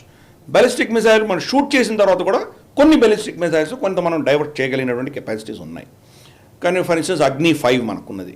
అగ్ని 5లో మనం షూట్ చేసామంటే అవి మళ్ళీ కిందికి రానంత వరకు కూడా మనం దాన్ని కోఆర్డినేట్స్ చేంజ్ చేసుకోవడం ఇటువంటి చేయొచ్చు. కొంత మనం కంట్రోల్ చేయొచ్చు. కానీ జనరల్గా షూట్ చేస్తే కనుక అది ఆ స్పీడు, డిస్టెన్సు, ఈ కోఆర్డినేట్స్ వల్ల పై దాకా వెళ్ళి కిందికి వచ్చేటప్పుడు ఆ స్పీడ్తో వస్తుందని ఆ స్పీడ్లో వాళ్ళు కొట్టలేరు. ఒకవేళ దాన్ని కౌంటర్ చేయదలుచుకుంటే ఫైర్ చేసినప్పుడు దాన్ని కౌంటర్ చేయాలి, లేదా అది హైట్కి వెళ్ళినప్పుడు కౌంటర్ చేయాలి. కిందకి పడుతున్నప్పుడు దాన్ని కౌంటర్ చేయడం చాలా కష్టం. ఆ ఫోర్స్ తోటి ఆ స్పీడ్ తోటి పడుతుంటుంది కాబట్టి అది విధ్వంసం చాలా భయంకరంగా ఉంటుందండి. క్రూజ్ మిసైల్స్ అన్నవి జనరల్గా న్యూక్లియర్ ఆప్షన్కి తక్కువ వాడరని నేను చెప్పను. కానీ మోస్ట్లీ అదంతా కూడా టాక్టికల్గా ఎనిమీ బంకర్స్ని కొట్టవచ్చు, లేదా మూవింగ్ ఆబ్జెక్ట్స్ కావచ్చు, వాళ్ళ ఎయిర్ క్రాఫ్ట్స్ కావచ్చు, ఇటువంటి వాటిని వాళ్ళ మిసైల్స్ని కావచ్చు, వీటిని టార్గెట్ చేయడానికి వాడతారు. ఈ రెండింటికి ఫండమెంటల్గా ఇవి డిఫరెన్స్. ఈ క్రూజ్ మిసైల్ అనేది మనం దాన్ని కంట్రోల్ చేయొచ్చు. బాలిస్టిక్ మిసైల్ అనేది కంట్రోల్ చేయడం కష్టం. తక్కువ శాతం మాత్రమే కంట్రోల్ చేయగలం. మిగతాది ఒక గ్రావిటీ ఫోర్స్ తోటి కొట్టేటువంటి ఇది. సో వీటిలో మనం చూస్తే కనుక కొన్ని బాలిస్టిక్ మిసైల్కి సంబంధించి కొన్ని పేర్లు మనం చూద్దాం. ఫర్ ఇన్స్టెన్స్ మనకు టామోహాక్ మిసైల్, అమెరికా చాలా ఫేమస్ టామోహాక్ మిసైల్. వాళ్ళు ఇక్కడ మన అరేబియన్ సీ నుంచి వాళ్ళు ఆఫ్ఘనిస్తాన్లో కొట్టారు తాలిబాన్ ప్రభుత్వం ఉన్నప్పుడు. అలాగే మనకు కువైట్ వార్లో వాడారు వాళ్ళు. ఇతరత్ర చాలా దగ్గర వాళ్ళు వాడుతుంటారు టామోహాక్. అఫ్కోర్స్ ఇది అప్పుడు చాలా అద్భుతమైన టెక్నాలజీ. ఇప్పుడు టామోహాక్ లాంటివి చాలా వచ్చేసినాయి, మన దగ్గర కూడా చాలా ఉన్నాయి. కాబట్టి అప్పుడు one of the most iconic cruise missile ఏదైనా ఉందంటే కనుక టామోహాక్ అది. అలాగే బ్రహ్మోస్, ఇప్పుడు బ్రహ్మోస్ మన దగ్గర ఉన్నది. ఇది కూడా మనం కంప్లీట్గా మేనేజ్ చేసుకోవచ్చు దాన్ని. రెడార్స్ ఏముంటుందంటే ఒక పర్టికులర్ యాంగిల్లో ఉంటాయి అవి. అంతకంటే తక్కువ హైట్లో వెళ్తున్నటువంటివి డిటెక్ట్ చేయలేవు అవి. బాలిస్టిక్ మిసైల్స్ని డిటెక్ట్ చేయొచ్చు, లేదా ఏదైనా అంతకంటే ఒక పర్టికులర్ రేంజ్లో వెళ్తున్నవి డిటెక్ట్ చేయొచ్చు. కానీ తక్కువ వెళ్తుంటే డిటెక్ట్ చేయడం చాలా కష్టం. ఎస్పెషలీ మనకు కొండ ప్రాంతం, మనకు ఫర్ ఇన్స్టెన్స్ మనకు హిమాలయాల్లో మనం కనుక క్రూజ్ మిసైల్ బ్రహ్మోస్ ఫైర్ చేసామంటే అది కొండ చర్యల మధ్యలోంచి వెళ్తుంటుంది, అది వ్యాలీస్లో వెళ్తుంటుంది. అక్కడ రెడార్స్ పెట్టి పట్టుకోవడం చాలా కష్టం. దాని కంట్రోల్స్ పట్టి దాన్ని ప్రోగ్రామ్ చేసి కొట్టచ్చు మనం. కాబట్టి బ్రహ్మోస్ అన్నది ఒక అద్భుతమైనటువంటి క్రూజ్ మిసైల్ మన దగ్గర ఉన్నది. అలాగే మనం చూస్తే కనుక స్టార్మ్ షాడో, స్కాల్ప్ అని అలాగే మిసైల్, అలాగే మనకు క్యాలిబర్, అలాగే మనకు ఇటువంటి చాలా ఉన్నాయి. మనకు ఏమంటారంటే క్రూజ్ మిసైల్స్ అంటారు ఇవి. ఆ క్రూజ్ మిసైల్స్ ఉన్నాయి. బాలిస్టిక్ మిసైల్స్ మన దగ్గర ఉన్నాయి. అగ్ని ఫర్ ఇన్స్టెన్స్, సింపుల్గా చెప్పాలంటే అగ్ని, పృథ్వీ, ఇవన్నీ కూడాను మనకు జనరల్గా బాలిస్టిక్ మిసైల్స్ ఇవి. సో ఇవి 2 అవసరమే మనకు. ఒకటి అవసరం లేదు అనే పరిస్థితి లేదు మనకు. ఫర్ ఇన్స్టెన్స్ బెయిజింగ్ని కొట్టాలి, లేదా మనం ఇంకెక్కడో షాంఘాయిని కొట్టాలి అన్నప్పుడు, సౌత్ చైనా సీలో ఆపరేషన్ చేయాలన్నప్పుడు క్రూజ్ మిసైల్స్ మనకు అంతగా పనిచేయవు. క్రూజ్ మిసైల్ పనిచేయాలంటే అక్కడ దాకా వెళ్ళాల్సి వస్తుంది. మనం బహుశా సౌత్ చైనా సీ దాకా మన సబ్మెరీన్లు వెళ్ళి అక్కడి నుంచి ఫైర్ చేయాల్సి వస్తుంది. ఇక్కడి నుంచే మనం కొట్టాలి అనుకుంటే బహుశా బ్యాలిస్టిక్ మిసైల్స్ అవసరం ఉంటుంది. కాబట్టి రెండిటి అవసరం మనకు ఉన్నది. వీటిల్లో కూడా కొత్త కొత్త టెక్నాలజీస్ వస్తున్నాయి. అగ్ని 5లో ఫర్ ఇన్స్టెన్స్ మల్టిపుల్ టార్గెట్స్ని ఒకటేసారి ఛేదించగలిగినటువంటి టెక్నాలజీ దాంట్లో ఉన్నది. ఇటువంటి టెక్నాలజీ ఉన్నది 4-5 దేశాలు మాత్రమే ఉన్నాయి. దాంట్లో మనం కూడా చేరాం. మనం 10 టార్గెట్స్ని ఒకటేసారి ఛేదించగలిగినటువంటి శక్తి ఆ బ్యాలిస్టిక్ మిసైల్లో మనం పెట్టుకున్నాము. క్రూజ్ మిసైల్స్ ఆబ్వియస్లీ ఇందాక నేను చెప్పినట్టు అవి డిఫరెంట్ రేంజెస్, కొన్ని షార్ట్ రేంజ్ క్రూజ్ మిసైల్స్ ఉండొచ్చు, కొన్ని లాంగ్ రేంజ్ క్రూజ్ మిసైల్స్ ఉండొచ్చు, మీడియం రేంజ్ ఉండొచ్చు, సర్ఫేస్ టు ఎయిర్ ఉండొచ్చు, air to surface, air to air, ఇలా డిఫరెంట్ మోడల్స్లో మన దగ్గర ఉన్నాయి. ప్లస్ మనకు దీని ఏమంటామంటే మనం బియాండ్ విజువల్ రేంజ్ అంటాం. మనకు కంటికి కనిపించింది కూడా దూరంలో ఉన్నది అని రెడార్ మన శాటిలైట్ ద్వారా కనుక్కుంటే దాన్ని కూడా లాక్ చేసి కొట్టగలిగినటువంటి క్రూజ్ మిసైల్స్ మన దగ్గర ఉన్నాయి. Right sir. ఇప్పుడు ఈ క్రూజ్ మిసైల్, బాలిస్టిక్ మిసైల్ అనేవి ఏవైతే ఉన్నాయి టూ మిసైల్స్, ఇవి ఏమన్నా particular format, I mean either air force or navy or army, ఈ మూడిట్లలో ఒక్కళ్ళే వాడగలుగుతారా లేకపోతే ముగ్గురికి వాడే అవకాశం ఉంటుంది? రెండు ముగ్గురు వాడతారు. ఇన్ఫ్యాక్ట్ చైనాలో ఏం చేశారంటే ఒక రాకెట్ ఫోర్స్ అనే కొత్త ఫోర్స్ ఒకటి పెట్టారు. ఎస్పెషలీ ఈ బ్యాలిస్టిక్ మిసైల్స్, పెద్ద పెద్ద మిసైల్స్, పెద్ద పెద్ద లాంగ్ డిస్టెన్స్ వెళ్ళే వాటికి రాకెట్ ఫోర్స్ అని ఒకటి సపరేట్గా పెట్టడం జరిగింది. లేకపోతే మాత్రం అందరూ వాడేటువంటివే. ఆర్మీ వాడాల్సి వస్తుంది, వాళ్ళ మీద వస్తున్నటువంటి అస్త్రాలను వాళ్ళు ఎదుర్కోవడానికి వాళ్ళకి కావాల్సి వస్తుంది. నేవీకి అవసరమే, అలాగే మనకు ఎయిర్ ఫోర్స్కి తప్పదు, వాళ్ళు ఎలాగో వాడాల్సిందే. కాబట్టి త్రివిధ దళాలు వాడేటువంటివే. ఇవి కాకుండా మనకి ఇంకొక ఫోర్స్ కూడా రాబోతున్నది ప్రపంచంలో. అది ఏంటంటే యాంటీ శాటిలైట్ ఫోర్స్. అది యాంటీ శాటిలైట్ మిసైల్ ఆల్రెడీ మనం టెస్ట్ చేసాం భారతదేశంలో. రేపటి రోజు యుద్ధం అంటూ వస్తే కనుక యాక్టివ్ ఎంగేజ్మెంట్ జరుగుతున్నప్పుడు బహుశా మన శత్రువులు ఏ శాటిలైట్స్ వాడి వాళ్ళు మన మీద యుద్ధం చేస్తున్నారో దాన్ని మనం అటాక్ చేయవలసిన అవసరం రావచ్చు. కాబట్టి దానికి సంబంధించింది. సో దానికి సపరేట్ ఫోర్స్ పెడతామా లేదా ఈ త్రివిధ దళాల్లో ఎవరికైనా ఇంటగ్రేట్ చేస్తామా చూడాలి. ఎందుకంటే స్పెషలైజ్ సబ్జెక్ట్ అది. ఎయిర్ ఫోర్స్ ఆఫీసర్ దాని గురించి తెలియకపోవచ్చు, నేవల్ ఆఫీసర్ దాని గురించి తెలియకపోవచ్చు. నీష్ టెక్నాలజీ, దాన్ని ఎలా వాడతాం? ప్రస్తుతానికి ఇస్రో దగ్గర మన దగ్గర టెక్నాలజీ ఉన్నది, ఇస్రో డిఆర్డిఓ దగ్గర ఉన్నది. బట్ దాన్ని ఎవరు ఫైనల్గా అది హ్యాండిల్ చేస్తారన్నది మనకు తెలియదు. కాబట్టి బహుశా అటువంటి అవసరం మనకు రావచ్చు. అప్పుడు రాకెట్ ఫోర్స్ లాంటిది మనం కూడా ఏదైనా పెట్టవచ్చు. కానీ ఈ బ్యాలిస్టిక్ మిసైల్స్, తర్వాత క్రూజ్ మిసైల్స్ 3 త్రివిధ దళాలకి కూడా అవసరం ఉంటుంది. అది ఎప్పుడు అవసరం వస్తుంది మనం చెప్పలేము. ఈ డెలివరీ సిస్టమ్స్ కూడా అన్ని ప్లాట్ఫామ్స్లో డెలివర్ చేస్తాం మనం. ల్యాండ్ బేస్డ్ ఏదో మనం టోయింగ్ వెహికల్స్లోనో ట్రక్స్లోనో తీసుకువెళ్ళి ఫైర్ చేయొచ్చు. దాన్ని బ్రహ్మోస్ని ఫైర్ చేయొచ్చు, బ్యాలిస్టిక్ మిసైల్స్ని ఫైర్ చేయొచ్చు. అలాగే మనం షిప్లోంచి ఫైర్ చేయొచ్చు, అలాగే మన సబ్మెరీన్స్లోంచి ఫైర్ చేయొచ్చు, ఎయిర్ క్రాఫ్ట్స్ నుంచి ఫైర్ చేయొచ్చు. సో ఇటువంటివన్నీ కూడాను డిఫరెంట్ యాంగిల్స్ చేస్తున్నాం. ప్రస్తుతానికి బ్రహ్మోస్ సబ్మెరీన్ ఫైర్డ్ బ్రహ్మోస్ మన దగ్గర లేదు, మిగతావన్నీ ఉన్నాయి మన దగ్గర. ల్యాండ్ బేస్డ్ బ్రహ్మోస్ ఉన్నది, అలాగే మనకు ఎయిర్ బేస్డ్, తర్వాత మనకు షిప్ బేస్డ్, ఈ 3 ఉన్నాయి. కానీ సబ్మెరీన్ బేస్డ్ ఇంకా డెవలప్ అవుతున్నది. పెద్ద కష్టమేం కాదు, మనం అది కూడా వచ్చేస్తుంది తొందరలో. కొన్ని టెస్ట్ జరిగినాయి, ఫైనల్గా అది ఇది యాంగిల్ వస్తుందో చూడాలి మనం. గతంలో 290 కిలోమీటర్స్ వరకే మన దగ్గర టార్గెట్ ఉండేది. అదే మనం ఫిలిప్పీన్స్ కూడా అమ్మాము మనం బ్రహ్మోస్ మిసైల్. ఇప్పుడు ప్రస్తుతానికి మన దగ్గర రమారమి 800 కిలోమీటర్ల దాకా కొట్టగలిగినటువంటి బ్రహ్మోస్ క్రూజ్ మిసైల్ మన దగ్గర ఉన్నది. జస్ట్ ఇమాజిన్ చేయొచ్చు, మనం ఎయిర్ క్రాఫ్ట్ నుంచి వెళుతూ మనం ఏదో సుఖాయో లేకపోతే తేజస్సో లేకపోతే మన రఫాయిలో ఇది తీసుకొని మన సరిహద్దు దాకా వెళ్ళి సరిహద్దు దాటకుండా మనం కొట్టామంటే లాసా దాకా కొట్టచ్చు మనం. కాబట్టి ఆ కెపాసిటీ మన దగ్గర ఉన్నది ఇది. కాబట్టి ఇవి 2 కూడా మనకు అవసరమే. అన్ని ఫోర్సెస్ కూడా వాడుతున్నాయి. రైట్ సార్, చూసారు కదా, ఇది వాటి డిఫెన్స్ రౌండప్. ఈ వారం డిఫెన్స్ రౌండప్ ఎలా అనిపించిందో కామెంట్స్లో మాకు తెలియజేయండి. ఈ వీడియోని లైక్ చేయండి, 10 మందికి షేర్ చేయండి. అలాగే ఇంకో చిన్న అనౌన్స్మెంట్.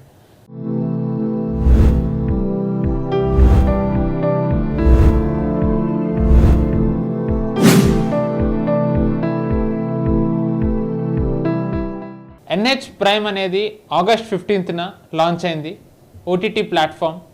ఈ NH ప్రైమ్ని ఎవరైతే రిజిస్టర్ చేసుకోలేదో వాళ్ళు nhprime.in ద్వారా వెళ్ళి రిజిస్టర్ చేసుకోవచ్చు.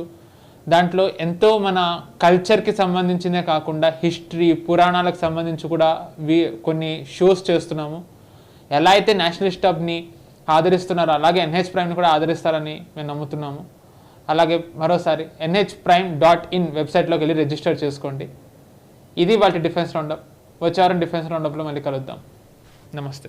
ఈ వీడియో మీకు నచ్చినట్టయితే లైక్ చేయండి, 10 మందికి షేర్ చేయండి. అలాగే కామెంట్ల రూపంలో మీ అభిప్రాయాలను మాతో పంచుకోండి. Nationalist hub group of channels ను సబ్స్క్రైబ్ చేసుకుని తెలుగునాట జాతీయవాద జర్నలిజాన్ని ప్రోత్సహించండి. ఈ వీడియో కింద ఉన్న బెల్ ఐకాన్ పై క్లిక్ చేయడం మర్చిపోవద్దు.